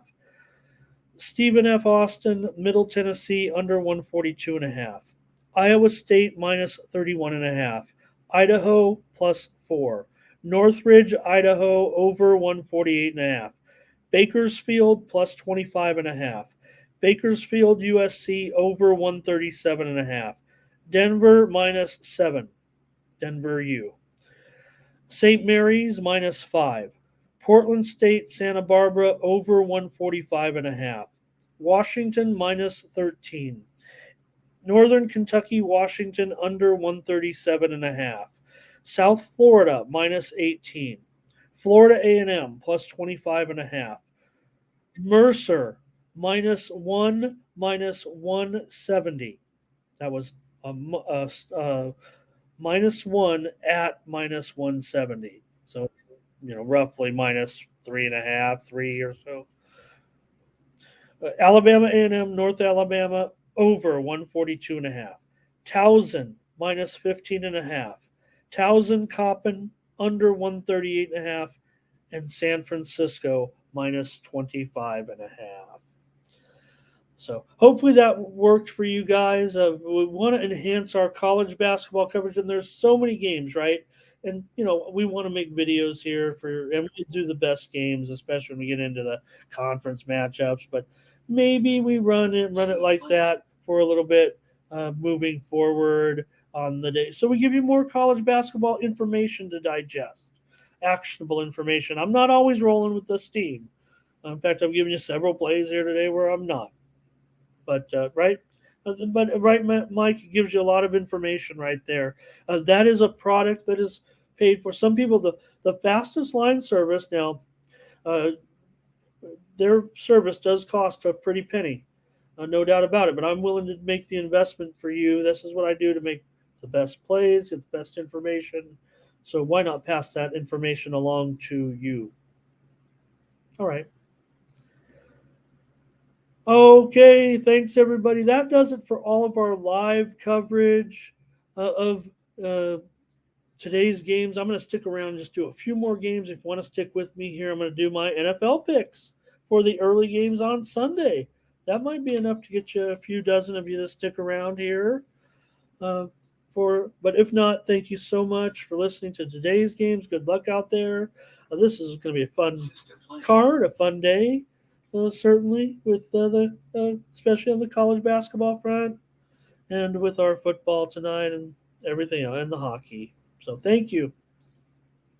All right, going to continue on here now with making some videos for the site with NFL. Here we go.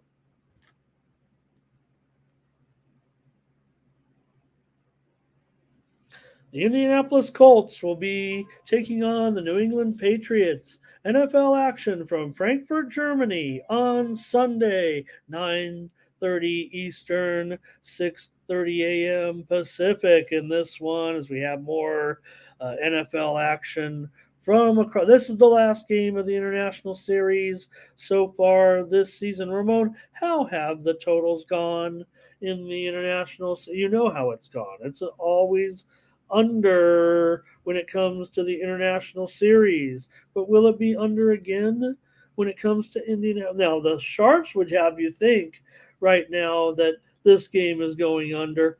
Well, let's see. It's actually moved higher, but yeah, I'm sorry. I already blew the narrative.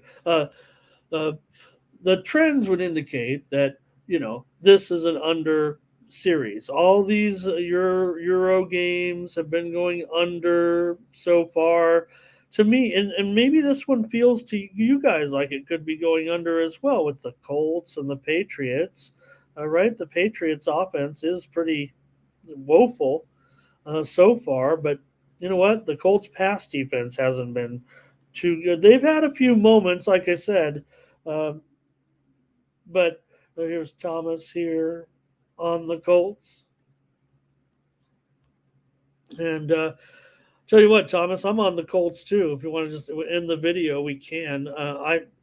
I think that the Colts running game is starting to emerge right now as a serious factor moving forward. That the Colts can, if they could just somehow fix this defense, you can do that with a running game like you have with Jonathan Taylor. You keep your offense out there a little while longer, and I like the Colts in this game actually to win. That's where I'm going to go with this.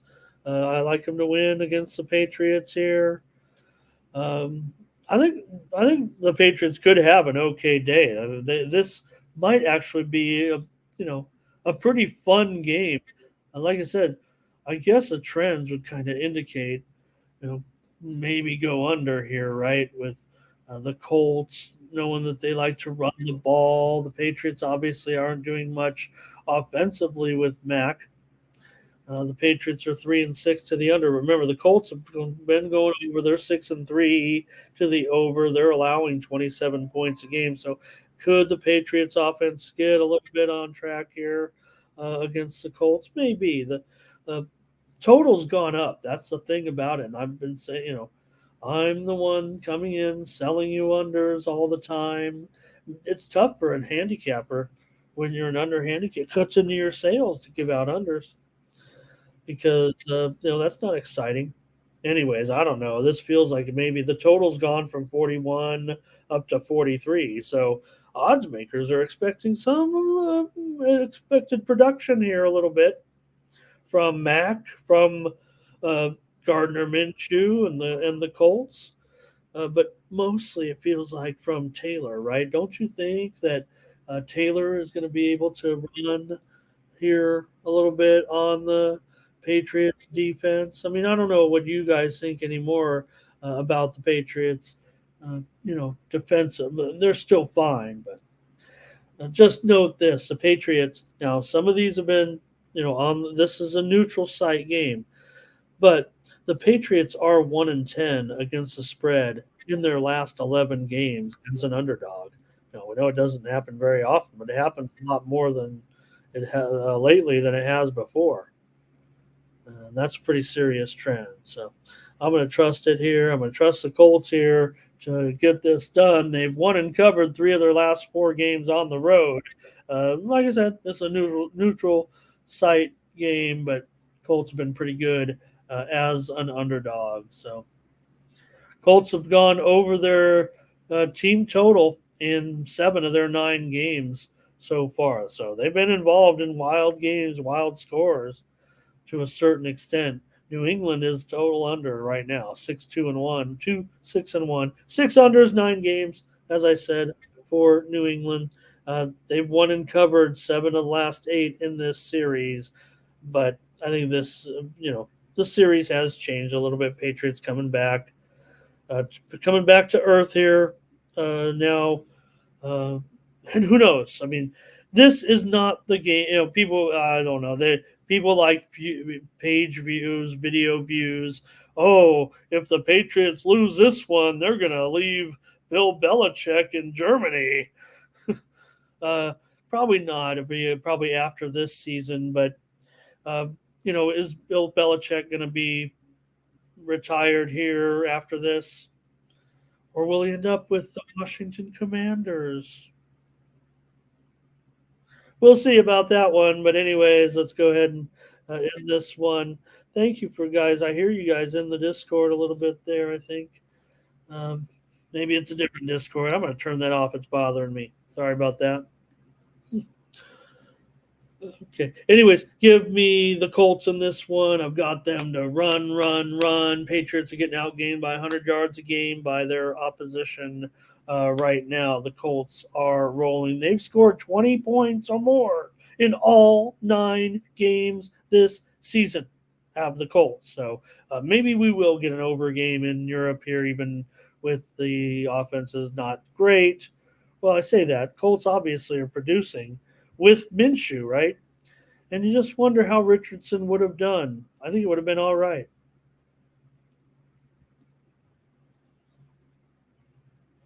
Well, you don't have to get defensive if you're with the Browns and the Ravens, but it wouldn't hurt. Man, this is a real great game. Man, can you believe the AFC North and how strong these teams are in this division?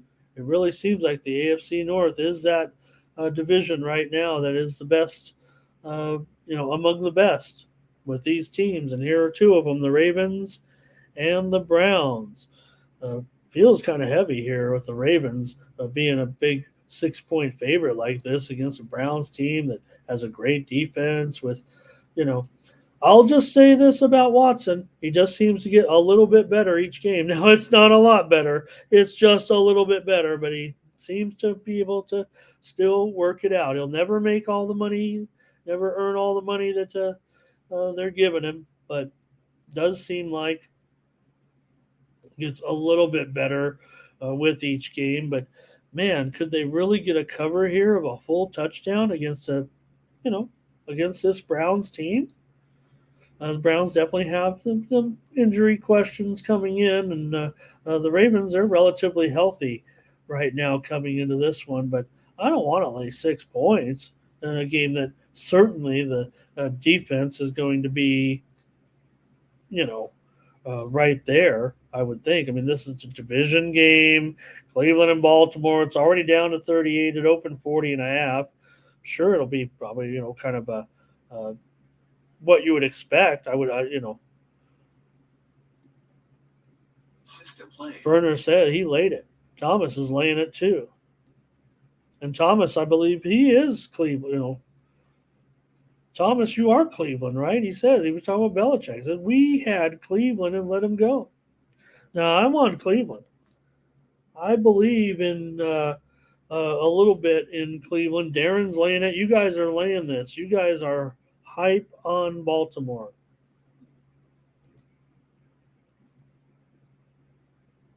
All right.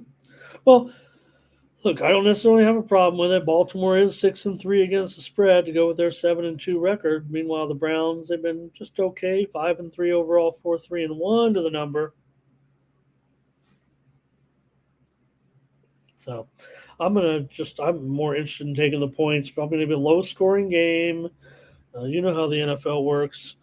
I'm always going to be interested in touchdowns and taking a touchdown here with decent teams, for sure. Browns are definitely in the upper echelon. The defense makes it legit. Wow, look at this one.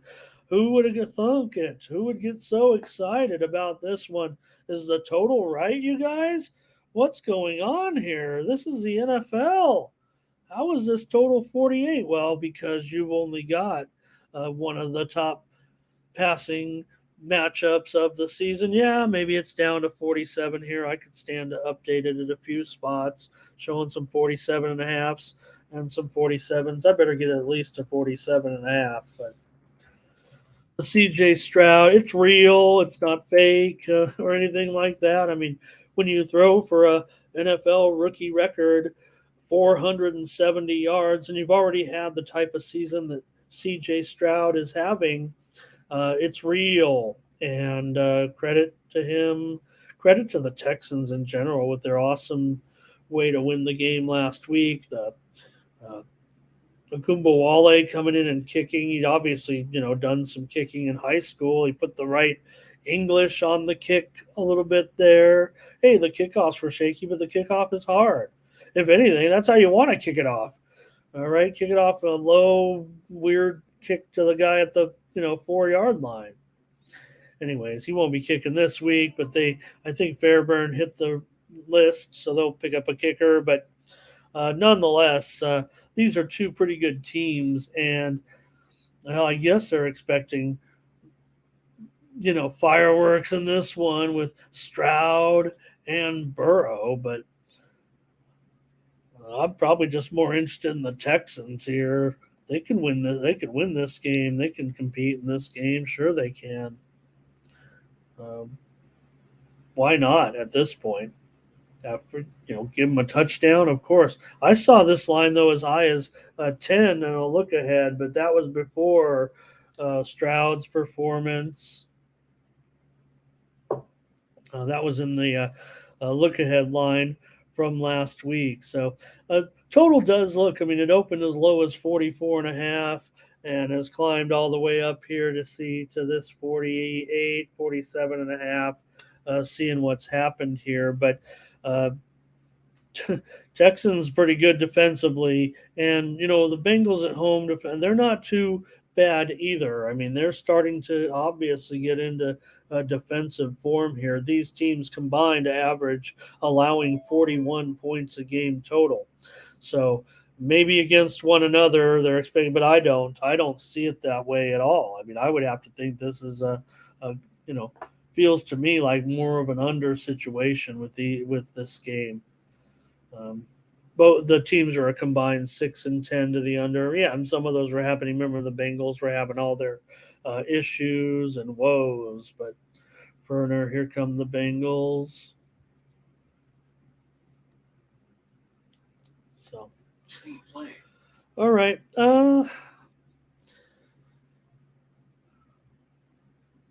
Thank you for your plays on this one, and let me go ahead. I'll go ahead and give out the under here. Maybe I got too excited there with the Texans. I like the Texans, but I want to make sure I give out the right play for here on the show, and make sure I got my premium in order if I want it.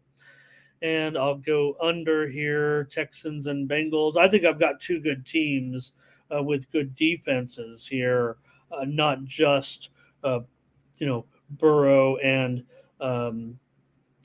Stroud. Remember, Burrow did have a few issues. The calf was getting a little bit of treatment again, and obviously had the very discomforting finger situation last week. Now, that's something that can be, worked around. T. Higgins has ended up on the injury report. I believe he's listed as active, but also Chase is on the injury report. Mixon is still questionable, I believe. Let me take one more look at it here. But the Bengals injury list was getting a little bit long. Fairbairn actually is still listed as questionable. Jamar Chase questionable for the game. And like I said, Higgins has ended up on the injury list with a hamstring. I don't know. It was played up this morning on some talk shows a little bit more seriously than I'm led to believe right now. But just note, I mean, Higgins and Chase on that list. So Pierce is questionable for Houston. I'll take the under. All right, you can go down the list and find, potential Super Bowl matchups. So this would be one of them, no doubt about it. Right now, I mean, I'm just talking about if you talk to top teams in the AFC, top teams in the NFC, teams that could meet in the Super Bowl that are meeting in the regular season. This is one of those matchups. The Jacksonville Jaguars come in here 6-2. They have the better record over the 49ers now. For all those people that have already taken the 49ers out of their top 10s or whatever, the odds makers haven't, by the way. But this is this the spot, guys, for the Niners? It doesn't feel like it. Doesn't feel like it, right? So I don't know. This feels like a pretty nice spot for the Jaguars here to get it done, and I'm taking them, man. I'm taking a money line. The Niners are struggling. I expect the Niners season to continue to unfold this way. I believe that they will actually come back and rise. Yeah, I see that move, Mike. That is really interesting. The move coming in certainly right now. In that Browns-Ravens game, they appear to be hitting that game to 6.5. So if anything, though, they're moving against me. They're fading me, it looks like. Ferner says he laid it with the 49ers. Thomas says, what about the injuries coming in? So Debo, hopefully he's back for the Niners this week. I mean, I don't want him to be back because I'm taking the Jaguars here. I want him to be back because the 49ers need their guys healthy to get back to where they were. Now, I don't think Debo's going to play. He's only been cleared to return to action this week. Trent Williams is still questionable. That's a big factor. I mean, it's almost like, having a superstar in or out of the game when it comes to Trent Williams. So I'm taking the Jaguars here. They are on a roll. I think the public, maybe Joe Public's onto the Jaguars too a little bit. It feels like the handy, people that are really into it, like you guys and me, or know the Jaguars are whatever that slow start was. Yeah, maybe they're a little bit of a veteran team too now in the way that's gone. Right, they've been in some big games here of late. There's no reason why the Jaguars cannot be in the mix with the top teams in the AFC. I think that looks more and more obvious as we move along because the AFC teams have maybe some flaw. Well, but look at the Niners. They've got their set of flaws right now too. People are starting to question Brock Purdy here, but all Purdy does is win. But going up against Joe Cool, this is like the game of the morning here. This is the game that they should be focused on this week. This is the great game of the day, and I'll take the Jaguars. Hey, maybe this is a game the Niners can, show their power here, that they are the team to be reckoned with. But it seems like to me, Jaguars and under, to be quite honest with you, in this one. Great game. I think the defenses will be the big deal here. So, all right. Josh Dobbs. And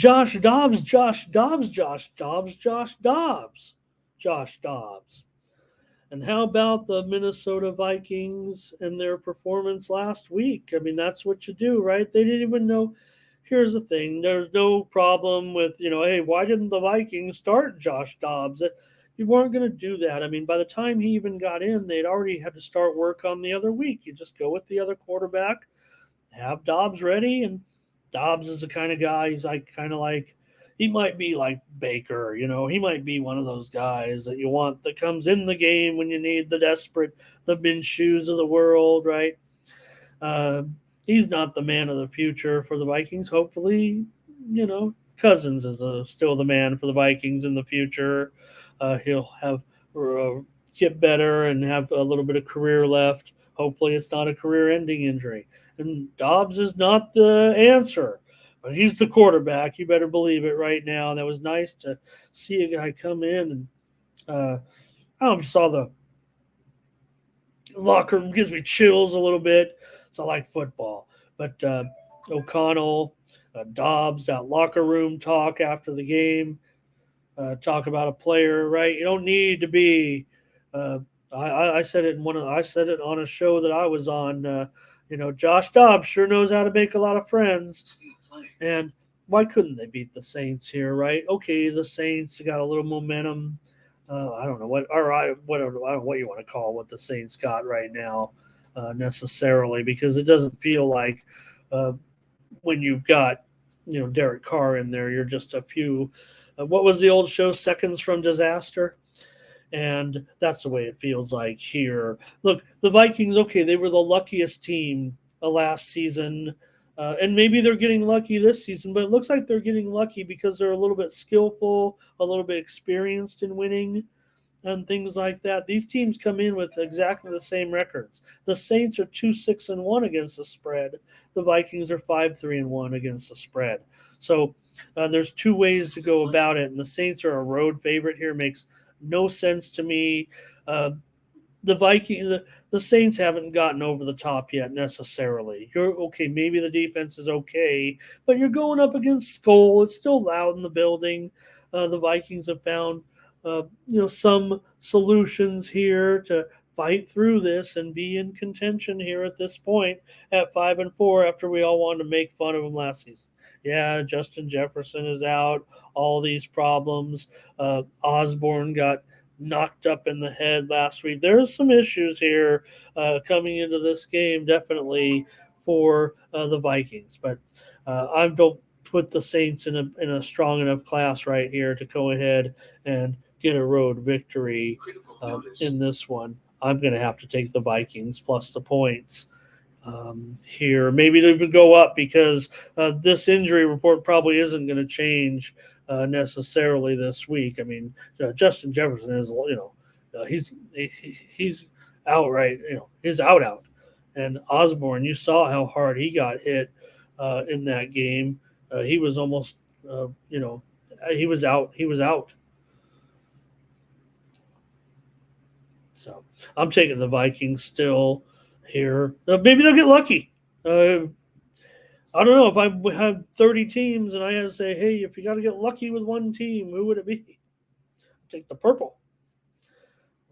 Take the Vikings. They seem to be get lucky. I don't think they need to be lucky. I just think this is going to be a close game. I think the Saints have, they don't appear clutch to me. At 2-6-1 against the spread, I'm probably with you here. Is it 43?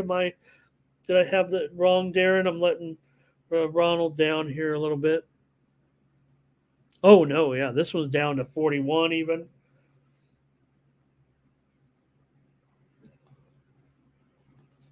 So, and to me, I mean, I'll tell you right now, I mean, here's the thing about these two teams. They're combined 4-14 to the under so far this season. So we'll see if that continues. It does feel like it will, quite frankly. I would think this, yeah.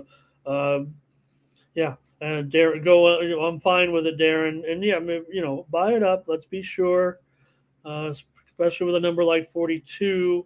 I know people don't say don't buy money, don't buy it on totals. Buy it whatever you feel comfortable with. Make sure you win. But for me, I'm probably going to be on the under in this game.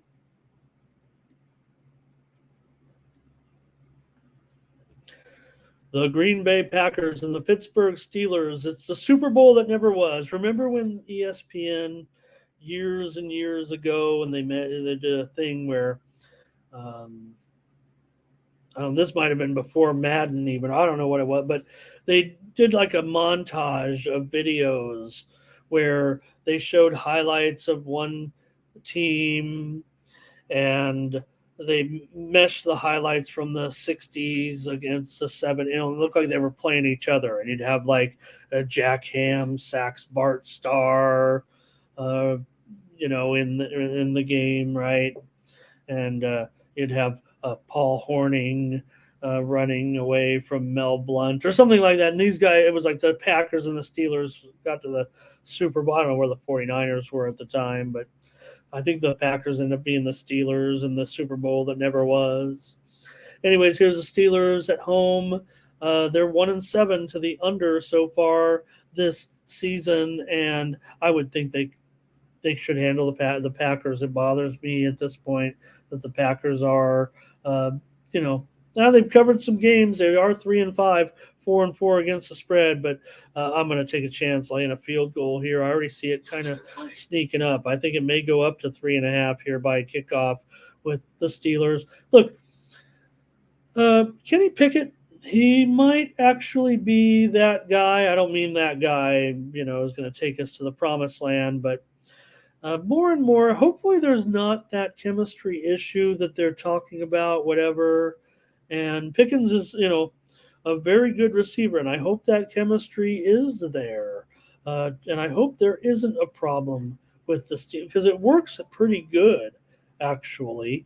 And for the Packers, where is their, is Aaron Jones? Are you really going to rely on whatever's going on with the Packers and their offense at this point? They really just have no no names, nobody, right? That's doing anything. I don't want to go out and just insult the Packers at this point with what's going on, but and Jones, I think. Let me look. I think he's got an injury designation too this week.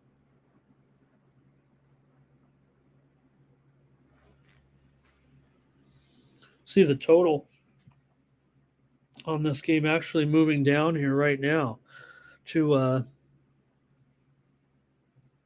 39. I'm sorry, I'm making you guys look at my bald head there when I dive in to get a closer look. I guess I could wear my glasses online. Would you guys like to see that?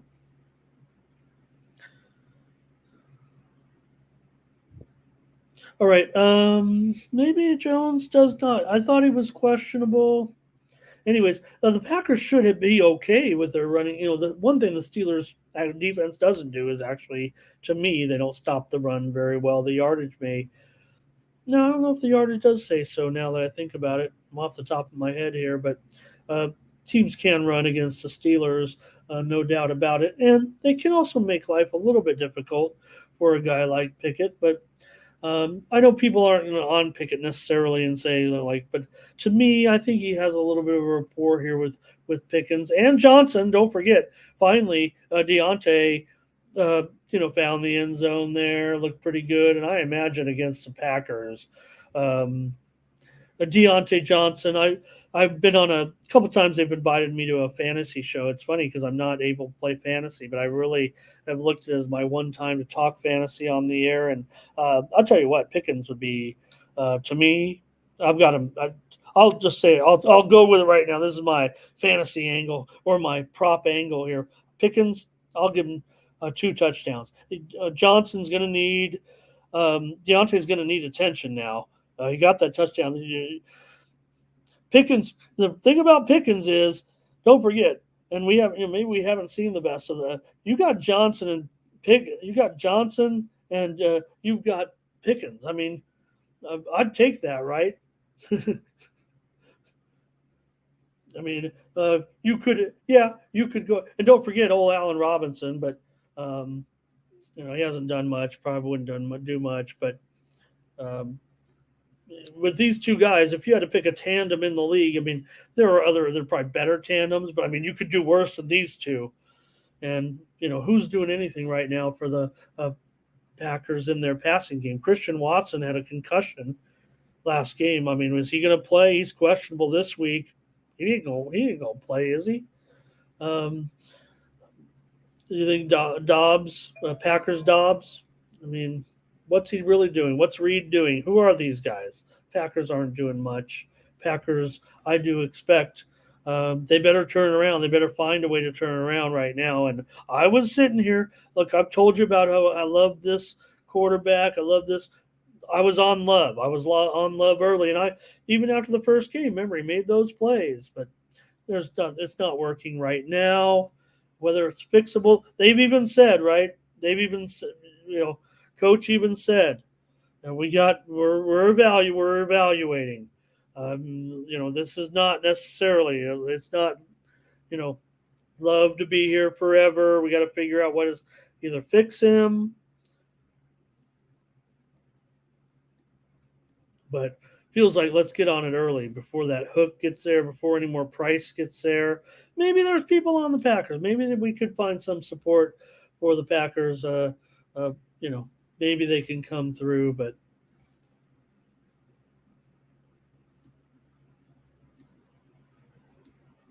all right, the Titans and the Bucks. I'm not a problem. No problem watching this game. This sounds fun. We got Baker. We got Will Levis, and uh, I'm the guy that comes in talking about him, and hey, Will Levis. Thumbs up, Will Levis. Good job. You're the man. You get the job. No problem. I'm still a Tannehill. I'm like, what are you doing? This is a little early. Don't be running Will Levis out there, but they're doing it. No problem. I'm not a Tannehill guy. Like, I'm concerned maybe Tannehill, maybe his career's over. Maybe he got as good as he can get.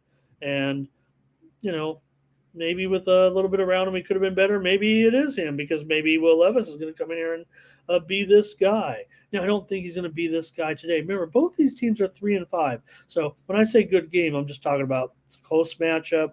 These teams really aren't doing that well. They are both 4-4 against the spread, interestingly enough, and combined they are 4-12 to the under so far this season. So we think of Baker winging and swinging and slinging, but not really. We just when we need him, he looks like he's out there making a running and passing. Then it looks like he's leading them to a massive victory or something. But I'm going to trust the Bucks here. I like the line of the Titans with Will Levis moving forward. It's not his first road game against a decent defense here. Where it probably be, I would imagine it's going to be a low scoring game here. Very, very tough to score. You got a rookie quarter, Will Levis. Okay, awesome. Looks real good. I mean, real good. Remember, we were on here talking about Will Levis last week, and last I checked, they didn't win, right? But the plays where chased out of the pocket, has to spin off a little bit, is still able to loop a ball into a receiver that's gotten behind a backer or a coverage man, right? He was showing like a deft touch on his, like I said, he was a top prospect. Remember, you guys, I don't know if you remember, and I'm going to mention Mindy here. She said Will Levis was her top quarterback prospect. And you could see last week what she sees. I mean, Will Levis has the tools, the skills to be, one of the better quarterbacks in the league, it looks like to me. So it's not a surprise that after, looking good that first game, all right, one game you're the starter. I would say we always say, oh, you can't lose your starting job to injury. Tannehill does not look to me the type of quarterback that should lose his job to injury. I don't think they were doing a good job protecting him, doing a good job with him. He wasn't looking good, so I guess there. Why not just not make a proclamation of it and say Will Levis is our guy for the rest of the year? Let's just say Will Levis is our starter right now. He's looked pretty good. Let's just stick with him. Ryan will get held. I don't know. I'm not a coach, a general manager, these type of things, obviously. So I don't know if he's too old, Thomas, but he could sure pull in a white. Anyways, give me the Bucks in this one. To me, good both teams. I mean, these are good defenses, right? So no doubt about it. Both teams allowing 20 points per game. That would take it over, but they are averaging a combined 38.5 or so. So okay, Darren, I get it, but I don't know. Is he bottom 10? Probably maybe he was bottom 10 in production this season, but yeah, could have put him in the middle of the group maybe. All right, you guys, I'm taking the Bucks. I still think they have a pretty good defense. Titans have a good defense. This one comes down to the wire. Buccaneers at home. Will Levis moving forward. He may have a great game. He may not have a great game here, but he may still do a good job, close game or whatever. Maybe there'll even be questions about Levis after this week, which would be wrong in my opinion. All right, you guys, that's it. Let's get out of here. Thanks for everybody that did hang around, the dozen of you or so watching the NFL picks. Of course, they're going to be on Tony's YouTube channel here as we approach that. Matt Ryan is on CBS, Darren. See him every week. He's a announcer now. He's an analyst, and he's often on the CBS Sports channel with his NFL analysis. And he's a pretty good job actually. Looks like a pretty good guy moving forward. All right, that's going to do it for the show. 2 hours with me and plus with NFL. So thank you. Hope it wasn't too long. And appreciate you. See you tomorrow on Friday. We'll talk more college football. We'll get into more Saturday action and whatever else is going on for tomorrow with college as well. All right. Thanks a lot, everybody. Thanks for joining me. More Morning Steam coming your way on Friday for Tony'sPicks.com. This has been Ramon Scott.